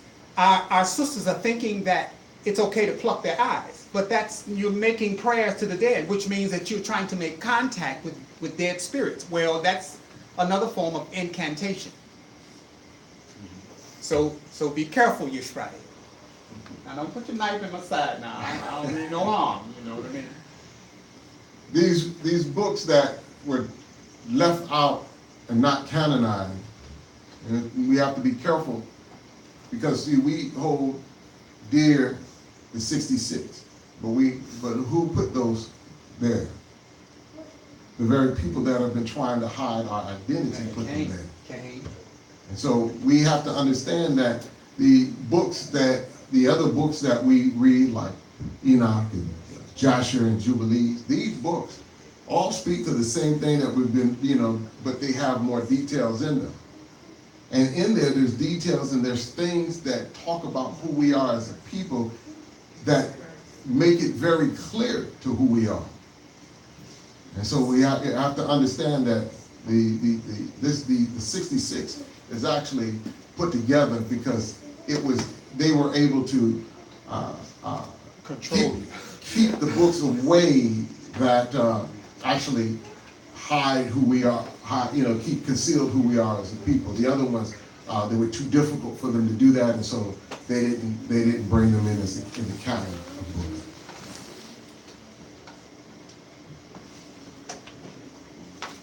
Mm-hmm. 2. For you are a set-apart people to Yahuah your Elohim, and Yahuah has chosen you to be a people for himself, a treasured possession above all the peoples who are on the face of the earth. So he's called you to be a treasured possession, a people that are going to be high above all the other nations of the earth. So then why are we listening to their instruction? We're supposed to be over them. They're not to be your teachers. We are to be their teachers. We are not to follow after their ways, but they are to follow after our way. They don't have the superiority. The superiority has been given to his chosen people. He said, I'm going to put you far above all the other people. You will be a treasure to him. And if he is the Most High, then we will represent a people. Because they want you to wash your hands with it and then touch your food and ingest it. To keep you unclean. To keep that abomination consistently before you. I just saw a commercial just yet last night. McDonald's, they got now signature burgers. Got a young black man on there. Sitting down, getting ready to enjoy this signature burger. Key ingredients is bacon. I remember picking up somebody, an executive from Applebee's. They were saying they're trying to redo their menu to be able to attract the youth, the crowd, to get more people coming in. And they had 4 items that they were going to highlight. And 3 of the items, 3 out of the 4 items were heavily associated with pork. They're consistently bringing pork. Pay attention and watch the amount of things that you will see on a day-to-day from the commercials, how they're advertising, what they're advertising that have pork. And then when you try to get pork out of your life, start doing your research and find that things, silly things that you would have no idea would have pork in it, have pork in it. Isaiah 66:17. They that sanctify themselves and purify themselves in the gardens behind one tree in the midst, eating swine's flesh, and the abomination and the mouse shall be consumed together, saith Yahuah. So let's find out what we should and what we should not eat. 4. These are the living creatures which you do eat: ox, sheep, and goat, deer, and gazelle, and roebuck, and wild goat, and mountain goat, and antelope, and mountain sheep, and every beast that has a split hoof divided in 2, chewing the cud. Among the beasts you do eat. But of those chewing the cud, or those having a split hoof completely divided, you do not eat, such as these: the camel, and the hare, and the rabbit, for they chew the cud, but do not have a split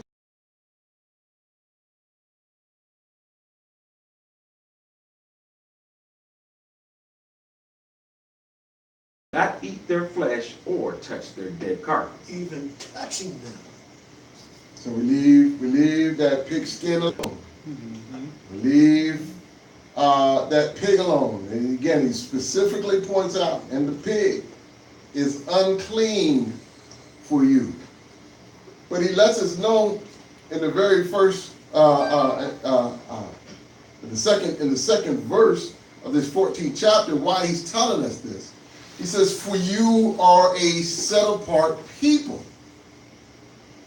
Because you're a set-apart people, in order for you to be a representative of Elohim on this earth, there's certain guidelines that we need to follow. We dress a certain way. We worship a certain way. Our diets consist of certain food. Certain things we do eat, certain things we don't eat. Why? Because we are a set-apart people. Continue. Verse 9. These you do eat of all that are in the waters. All that have fins and scales you do eat. And whatever does not have fins and scales you do not eat. It is unclean for you. So we have a chart. You ask, if I go out and fish, because I mean there's so many fish in the sea, there's so many creatures in there that it really take the volume of this book to write them all down. But we have very clear and precise ways of being able to understand what we pull out of that water, rather than we can eat it. Let's go over that one more time. These are the things that you eat. These you do eat of all that are in the waters. All that have fins. Got to have fins and scales. You do eat. You do eat. So you're saying it has to have both of them? It has to have both. Okay, now. So no shrimp? No shrimp. Okay. No. Well, wait. Catfish got fins, right? It does. Do it have scales? It does not. So, because it don't have both, catfish is out. And then they'll try to fool you. Have you ever caught a tilapia? We have to use. Anybody ever caught I've never caught a tilapia, but I see it all in the stores. Why? Because it's grown in a lab. Yes. Because the enemy knows the laws and the statutes that we're to follow. It consistently tries to destroy us as a people. And if you want to understand the very nature of why he does this, read the story. You don't say anything great or negative about these people. He couldn't curse. The only thing he could say is what the Most High give him to say. So he turned back to Balak and said, these people cannot be cursed. But here's what you can do where they will curse themselves. Get them involved in worship of other mites. Get them practicing things that they ought not practice. Get them eating things they should not eat. They'll curse themselves. Other than that, we have no authority in this area. They are the Most High's chosen people. When we do right and live according to the Most High, we can rest assured that no thing in all of creation has authority over us to pull us out of the hand of the Most High. Nothing in all of creation. We are our own worst enemy. Other than that, all we have is those things that are seeking to try to influence us, but they have no power over us if we stay in the will of the Father. Let's learn some more. Go ahead.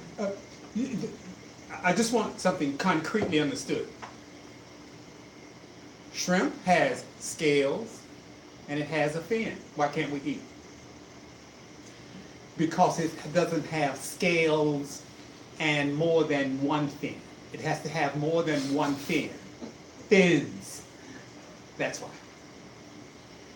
All right. You ever looked at the physiology of a cockroach? Put it next to the physiology of a shrimp and see how they look almost identical.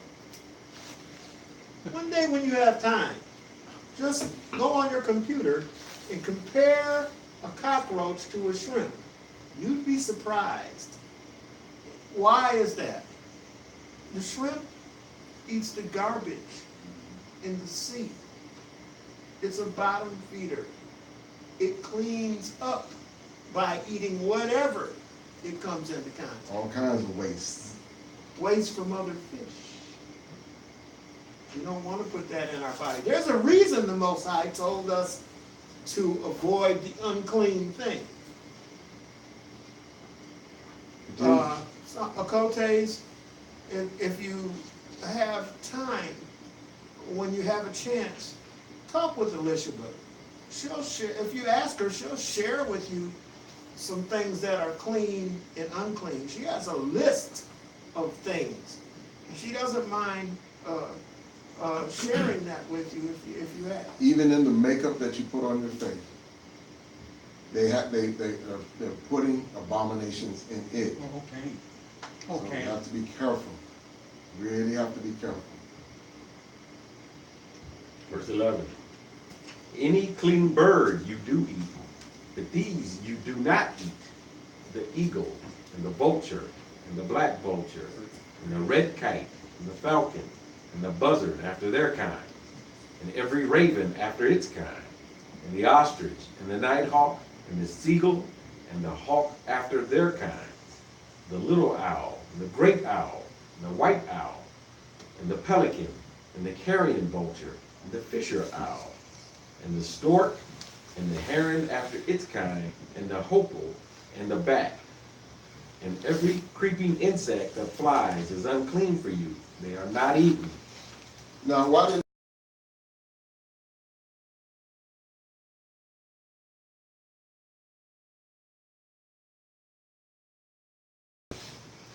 and they were scavengers. They will eat dead animals. We're not to eat after this thing. So if there's somehow anything on this list that you can go and find, oh, I found a bird that's not on the list, can we eat it? Or is it a scavenger bird? If it's a scavenger and eat trash, then the answer is no. We do not eat that thing. Verse 20. Any clean bird you do eat, do not eat whatever dies of itself. Give it to the stranger who is within your gates to eat it, or sell it to a foreigner. For you are a set-apart people to Yahuah, your Elohim. And this is one of the reasons why we should be raising our own animals. Okay. Okay. Because we don't know how they're handling these animals. We are a set-apart people, and we don't eat stuff that just dies.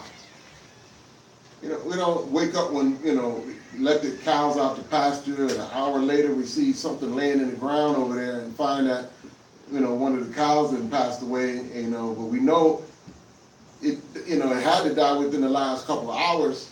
And so the nations, they'll go grab that thing up, slaughter it, and eat it. Okay.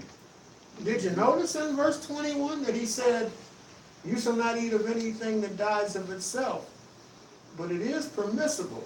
You shall give it unto the stranger that is in your gates, that he may eat it.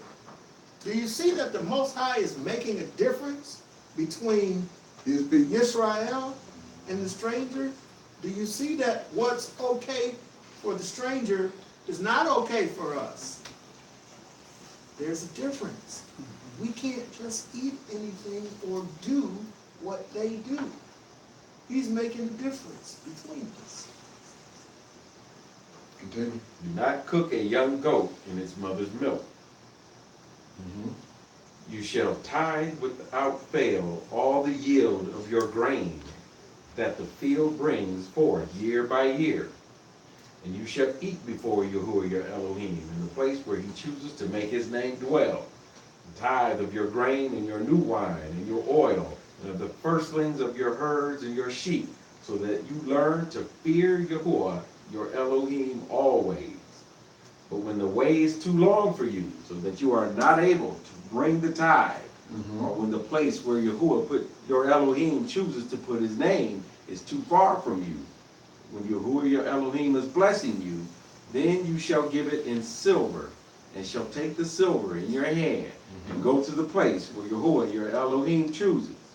And you shall use the silver for whatever your being desires, for cattle or sheep, for wine or strong drink, for whatever your being desires. And you shall eat it there before Yahuah your Elohim, and you shall rejoice, you and your household. And do not forsake the Levi who is in your gates, for he has no part nor inheritance with you. At the end of every 3rd year, Yahuah your Elohim does bless you in all the work of your hand which you do. One of the things I want to point out, because I didn't want to get in and comment on every scripture, but we had a responsibility to be really to keep real good books. We weren't tithing weekly, we tithing yearly. And every year, and every 7 years, we were tithing. We had to keep good books as to know what we were responsible to bring before the Most High. Everything had to be shared with the Levites. The Levites didn't have a portion.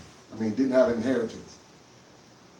And so I often thought, man, the Levites ate good. They had the best of the land. Okay. They had the best of all the flocks from every tribe throughout the nation. And all the best grain. Why? Because that's what was required to bring before the Most High. And they were able to partake of that as well as you were able to partake of it, but you partaked of the best of what you brought, but they took what they brought, what you brought, and everybody else is bringing.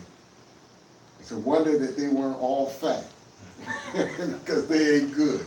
They ate real good. Continue. Deuteronomy chapter 15, verse 1. At the end of every 7 years, you make a release of debts. And this is the word of the release. Now, this is important for us to understand too, because we took care of our people. And this is why when we come together in this precursor as gathering, we're gaining understanding of how we deal with each other. We understand that, and we'll find that there was to be no poor amongst us, and so we have to strive to get out of this mindset that dog eat dog, because in this nation it teaches us to be high, to constantly be climbing higher than the next, to do better, than the next person. But in our nation, there was to be no poor amongst us. We looked out for each other and we took care of each other. And so when there was people brought into servitude, it was because they fell upon hard times.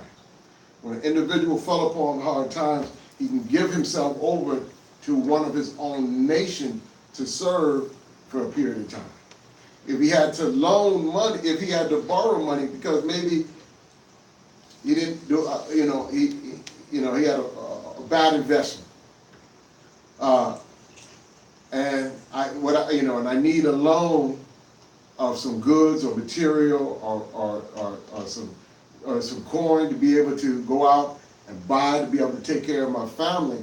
Well, I could borrow from one of my own, but I understand that when I borrow from somebody, the Most High, because we are not to become perpetually in debt to people. After 7 years, all debts were to be released. All debt. It didn't make a difference whether or not you were done paying for it or not. If I went and borrowed something in the last month, and this is what this portion of the scriptures are speaking to, so that we know how to treat each other. And in this time that we're gathering, no, we're not practicing it completely in that sense, because we don't have land, and we're not a set apart people completely, in that we're still in our captivity, but we can learn what it is to take care of one another. We can learn what it is to provide for one another. We can learn what it is to make sure that there's no poor amongst us. And this is what we're trying to build as we build community here. Continue. Verse 3. With a foreigner you could require it, but your hand is to release whatever is owed by your brother. So if somebody owed you something after, in that 7th year, that year of release, then your brother's debt is wiped out. It's clear. You don't require from him anymore. Only strangers do we do that. So those that borrow from you from the other nations, those you are able to continuously require from. But from your brother, it was only a period of time that he would be in debt to you. After that, then he was released from that debt. Verse 4. Only there should be no poor among you, for Yahuah does not greatly bless you in the land which Yahuah your Elohim has given you to possess as an inheritance. Mm-hmm. Only if you diligently obey the voice of Yahuah your Elohim to guard to do all these commands which I am commanding you today. For Yahuah your Elohim shall bless you as he promised you, and you shall lend to many nations, but you shall not borrow. And you shall rule over many nations, but they do not rule over you. When there is a poor man with you, one of your brothers, within any of the gates in your land, which Yahuah your Elohim has given you, do not harden your heart, nor shut your hand from your poor brother. For you shall certainly open your hand to him, and certainly lend him enough for his need, whatever he needs. Mm-hmm. Be on guard, lest there be a thought of Belial in your heart, saying, the 7th year, the year of release is near, and your evil is evil against your brother, your poor brother, and you give him naught. And he shall cry out to Yahuah against you, and it shall be a sin in you.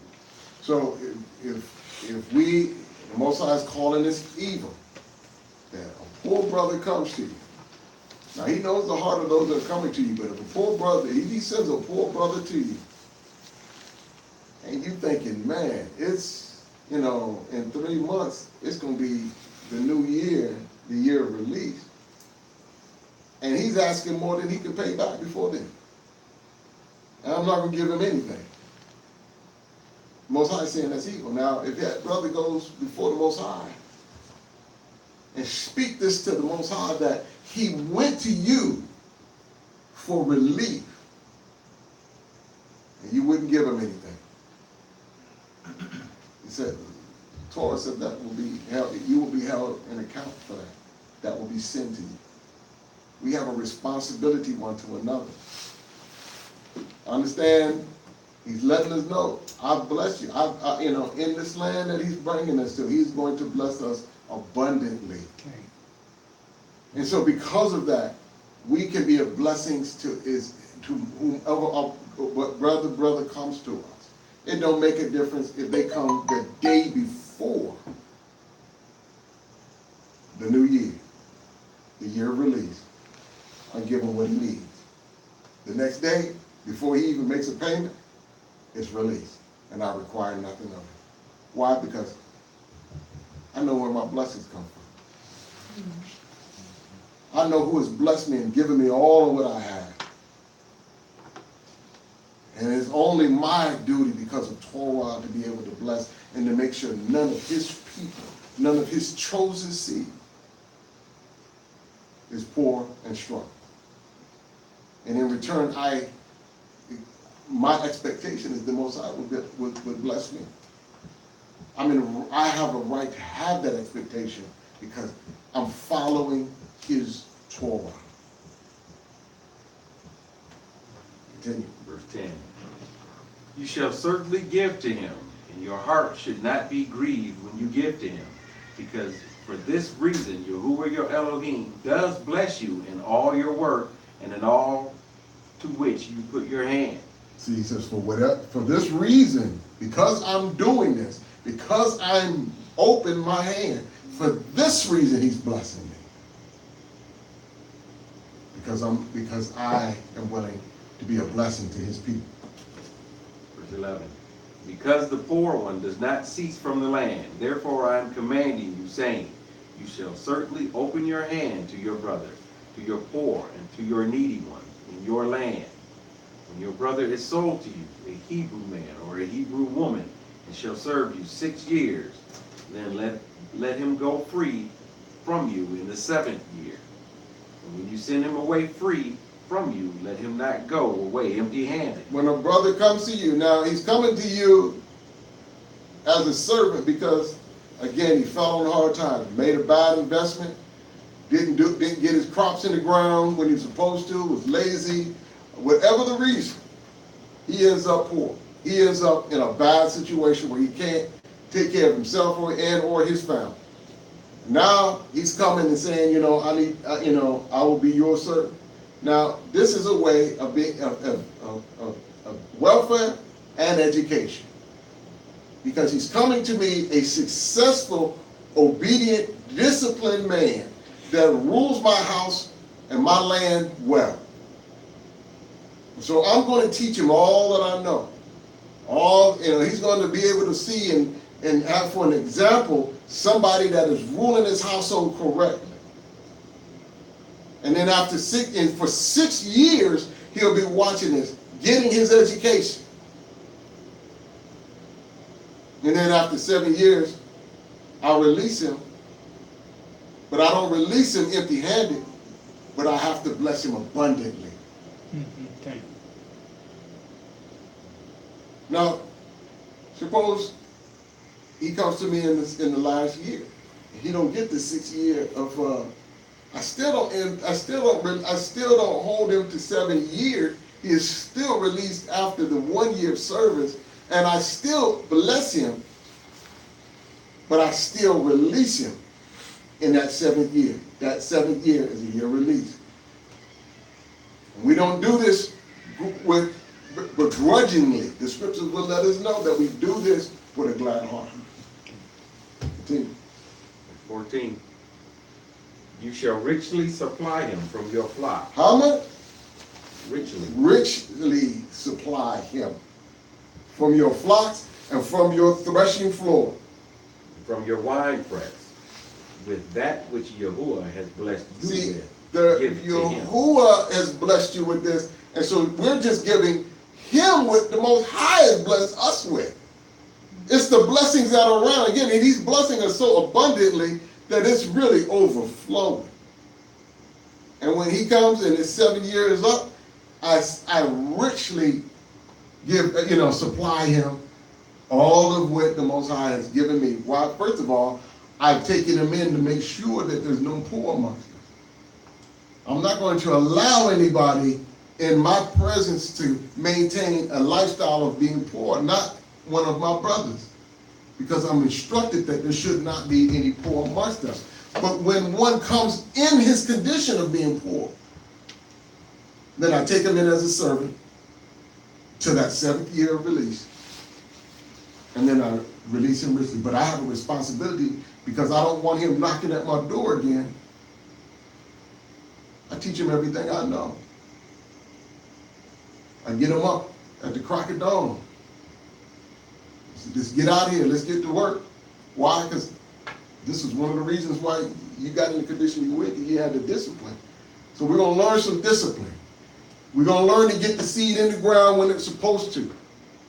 We're going to learn how, to be able to grow our flocks and our herds and to maintain them.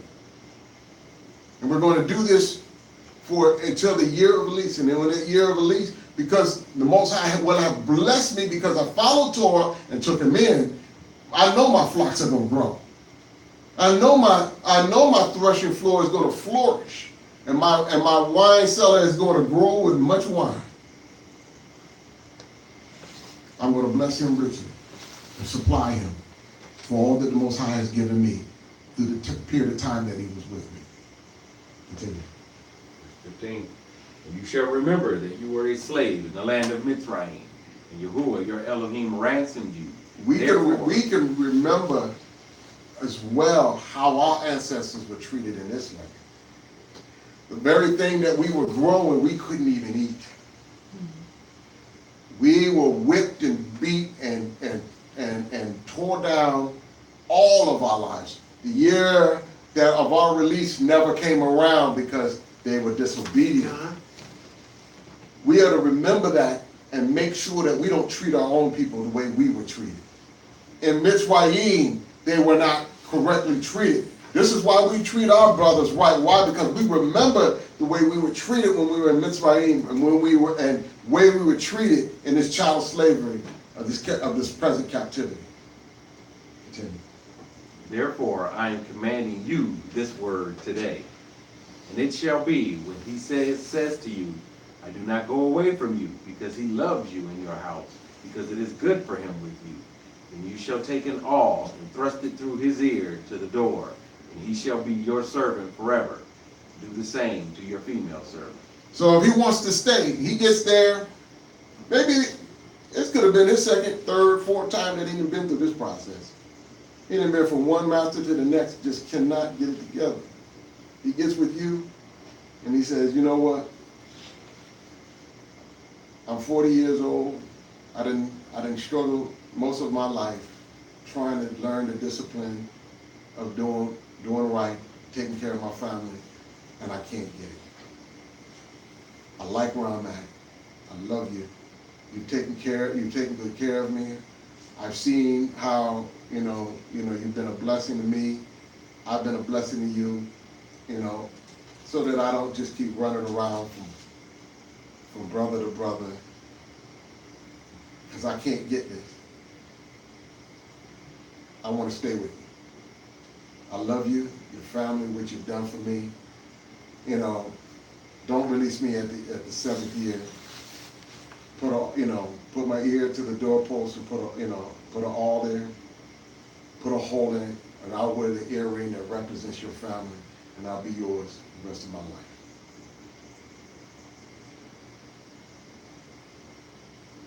Now, I've asked the Most High, put it all in mine. Because I didn't see my life without him in it. I can't do it. I come before him with this same spirit. I love you, and I know that I've made a mess of my life. Take me to the doorpost of your house. Put it all through my ear, and I will serve you the rest of my life. That's my heart to the Most High.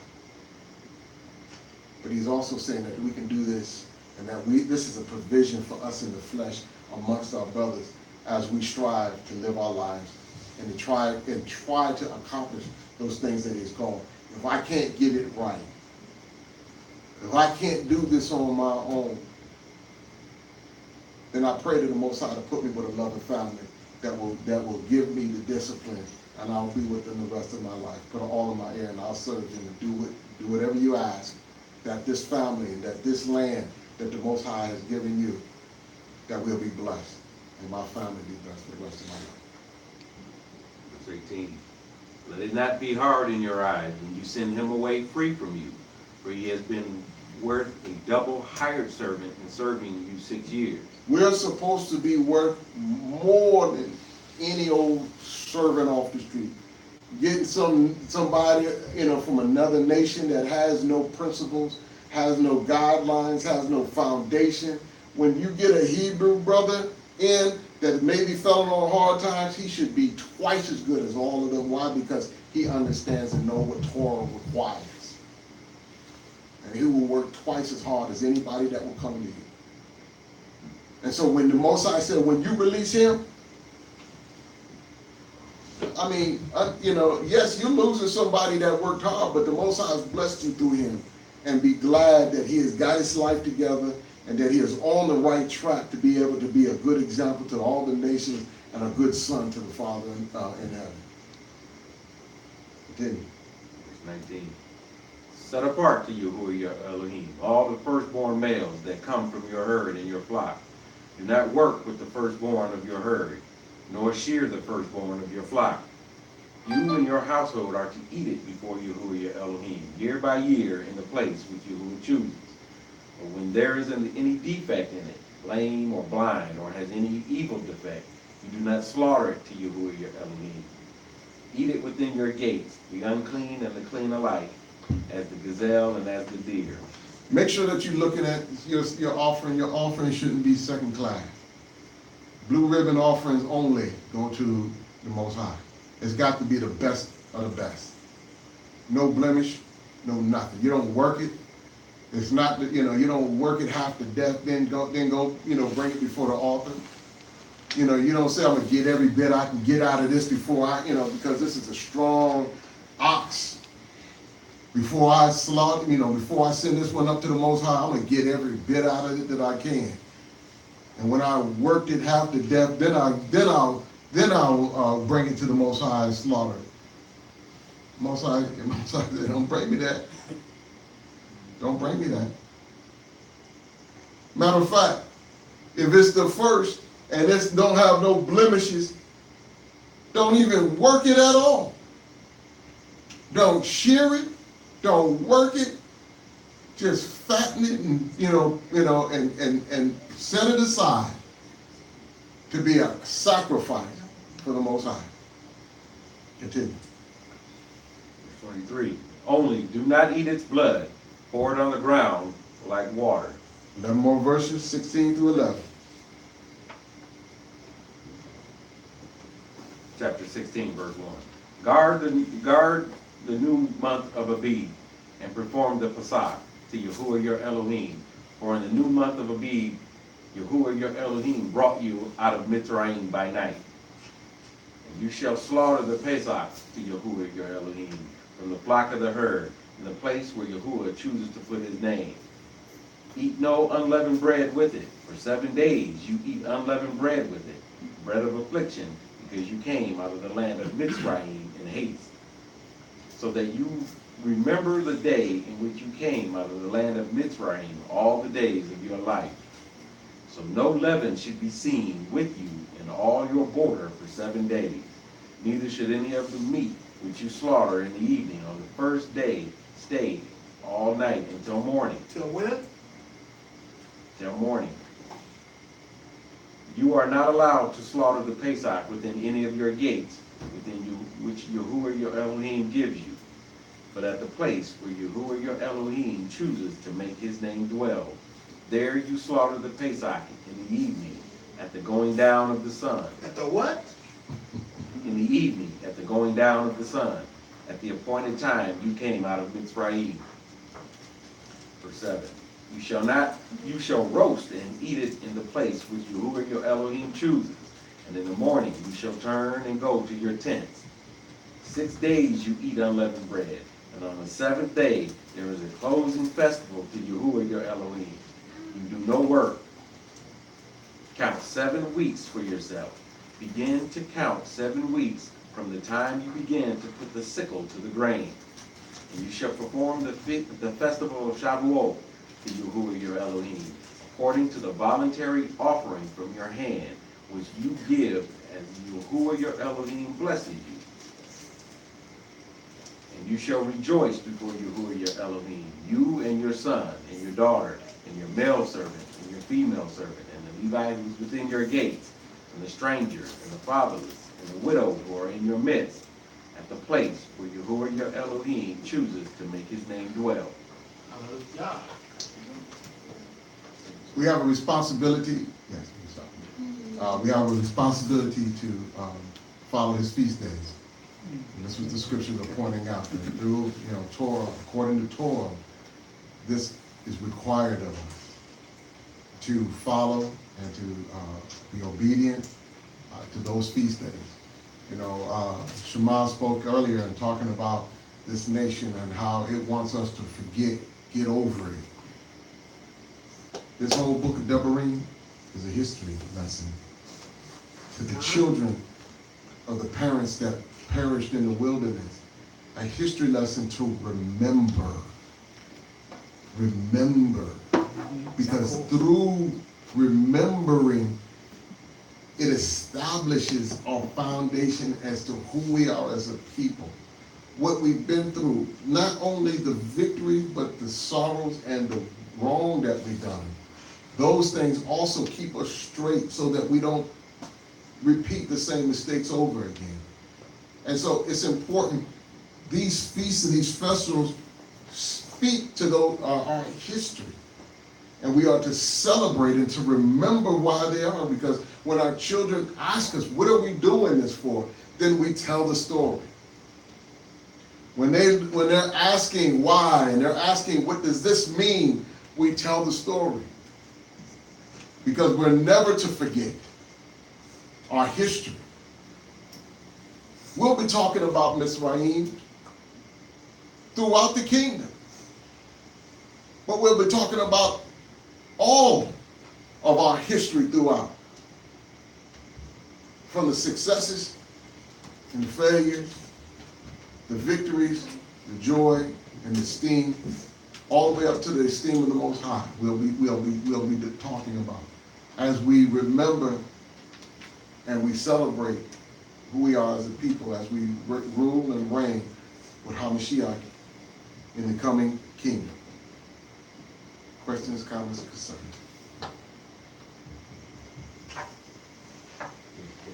Somebody had a question when our service started. Our service starts 2 o'clock Central Time. Every Shabbat, 2 o'clock Central Time. There was a question or comment in the back. Just a comment. When we came into this walk, before we came into the walk, we just walked into the grocery store and just pick up anything. Mm-hmm. But now it takes a little bit longer. You know, you got to look on the back, and they have fancy names like enzymes or gelatin, Yeah, that's right. It's pork, you know, and you have to be very conscious. It just takes a lot of time now, so. Well, he's called us to be a set-apart people. So set apart, the grocery store is not set apart.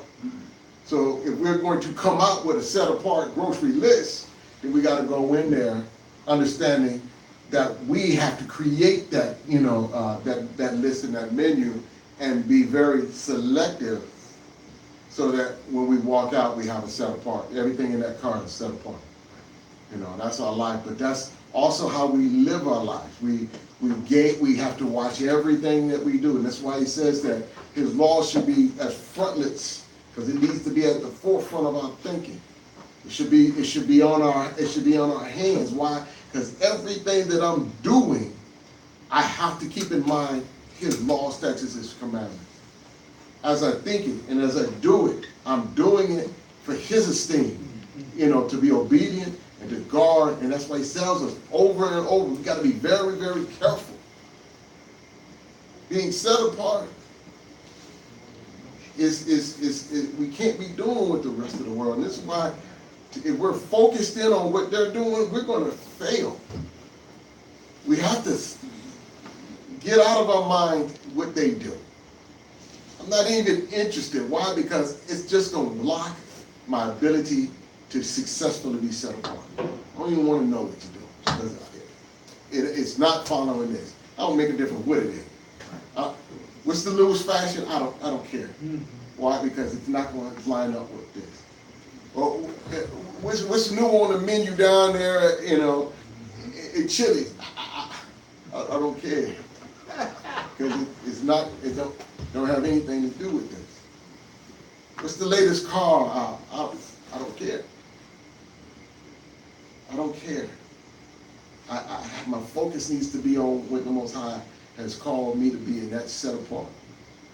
It takes so much, like you were saying, it's work. It takes so much work because of the influences that are around us that we don't have time to focus in on this stuff. The more we let go, the better we're going to be at living a set apart life. And this is why community is important for us. Community establishes that and helps us to do that. Because when I wake up in the morning, I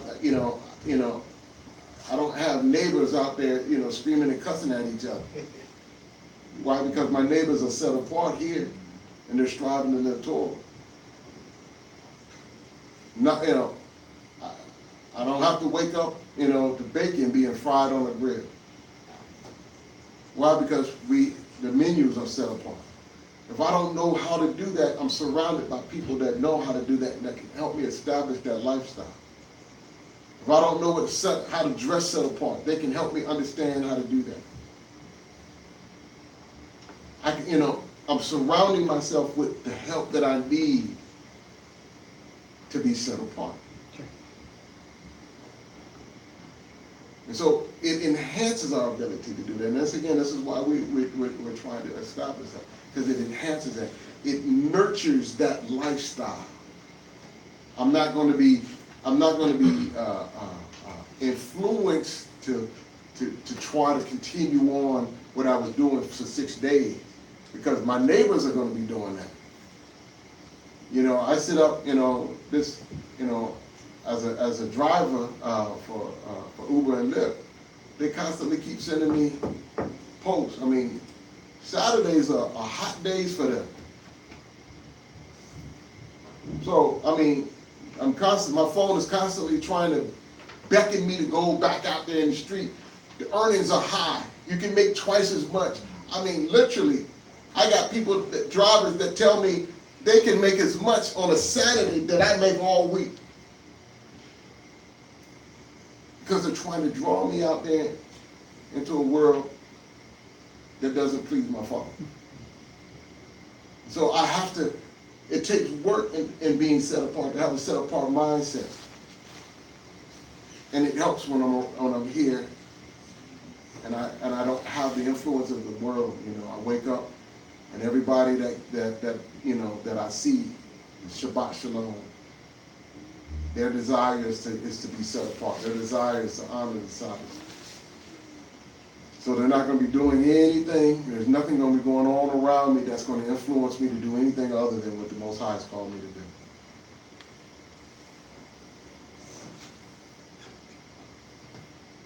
Anything else?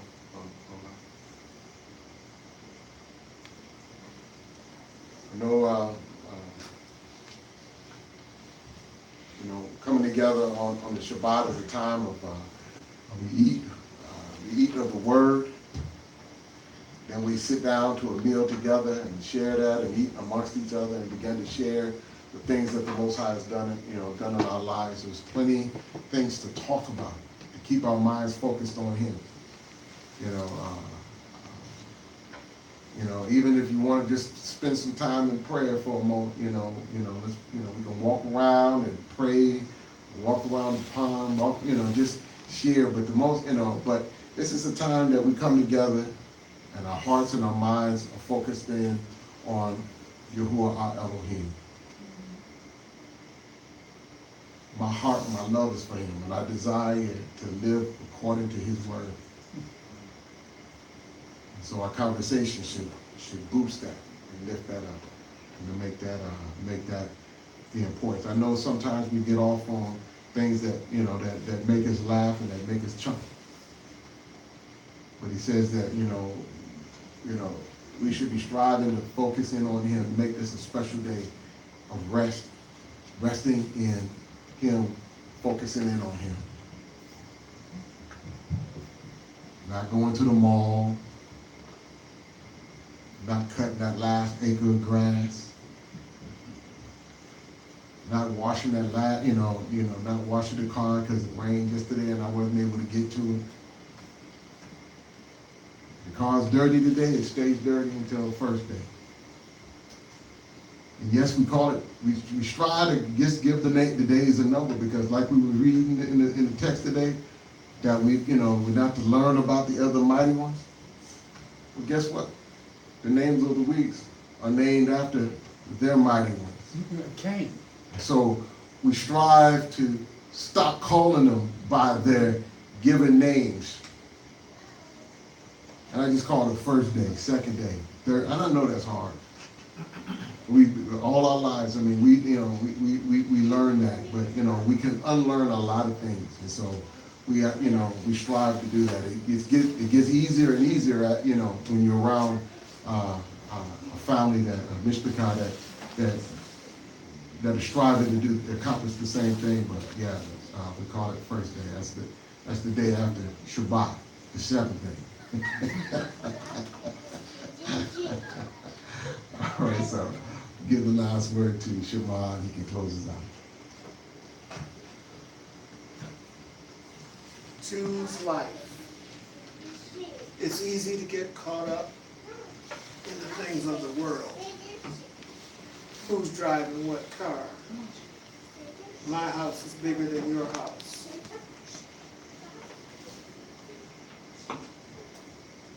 But that's not our way. That's not the way of our Elohim. That's not the way of our people.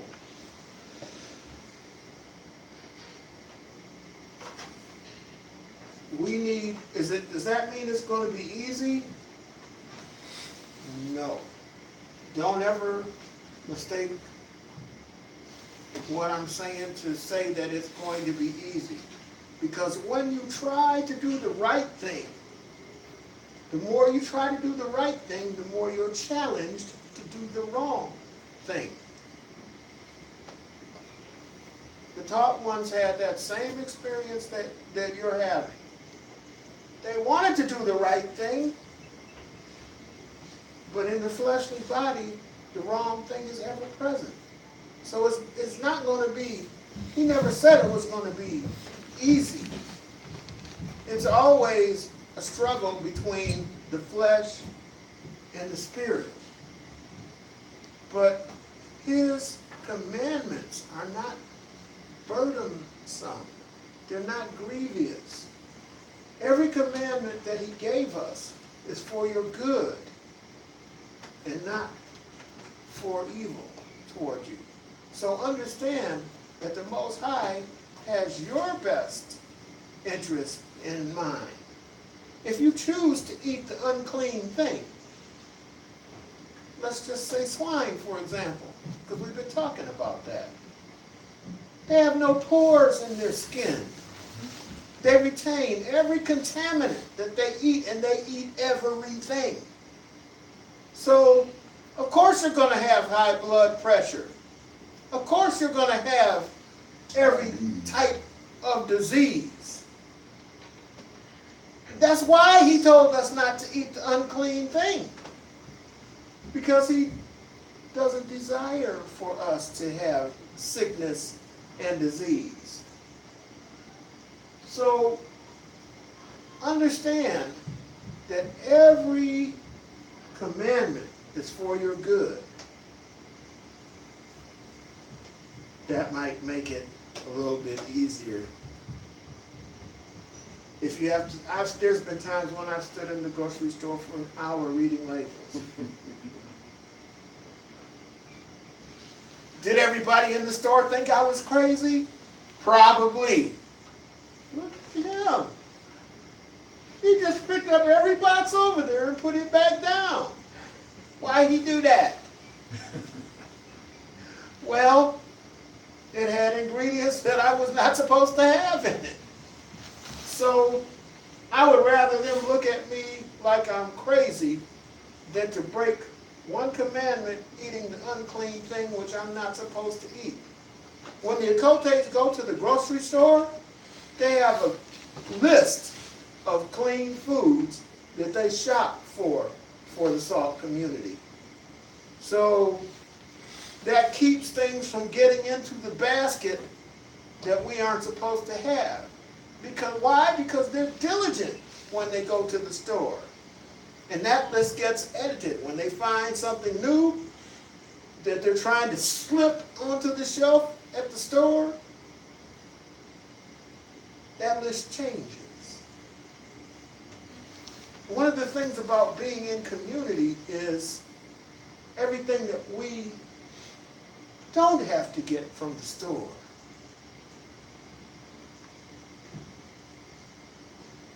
There will come a time when we're growing most of our own food, if not all of it. When we're raising our livestock, if we choose to eat meat, like on Pesach, it's going to be meat that we raised, slaughtered in a way that our people do. So,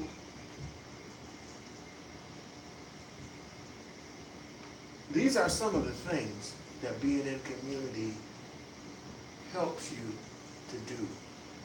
There's also the piece of being accountable one to another.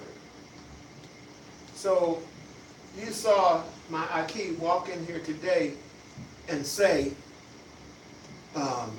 did you check me? Did you check to see if I was wearing the proper garb? Now understand, it's not the fringes that save you, but it's the desire to be obedient to His will, His way, and His word. Okay? So, it's not because I have this on, that doesn't make me righteous.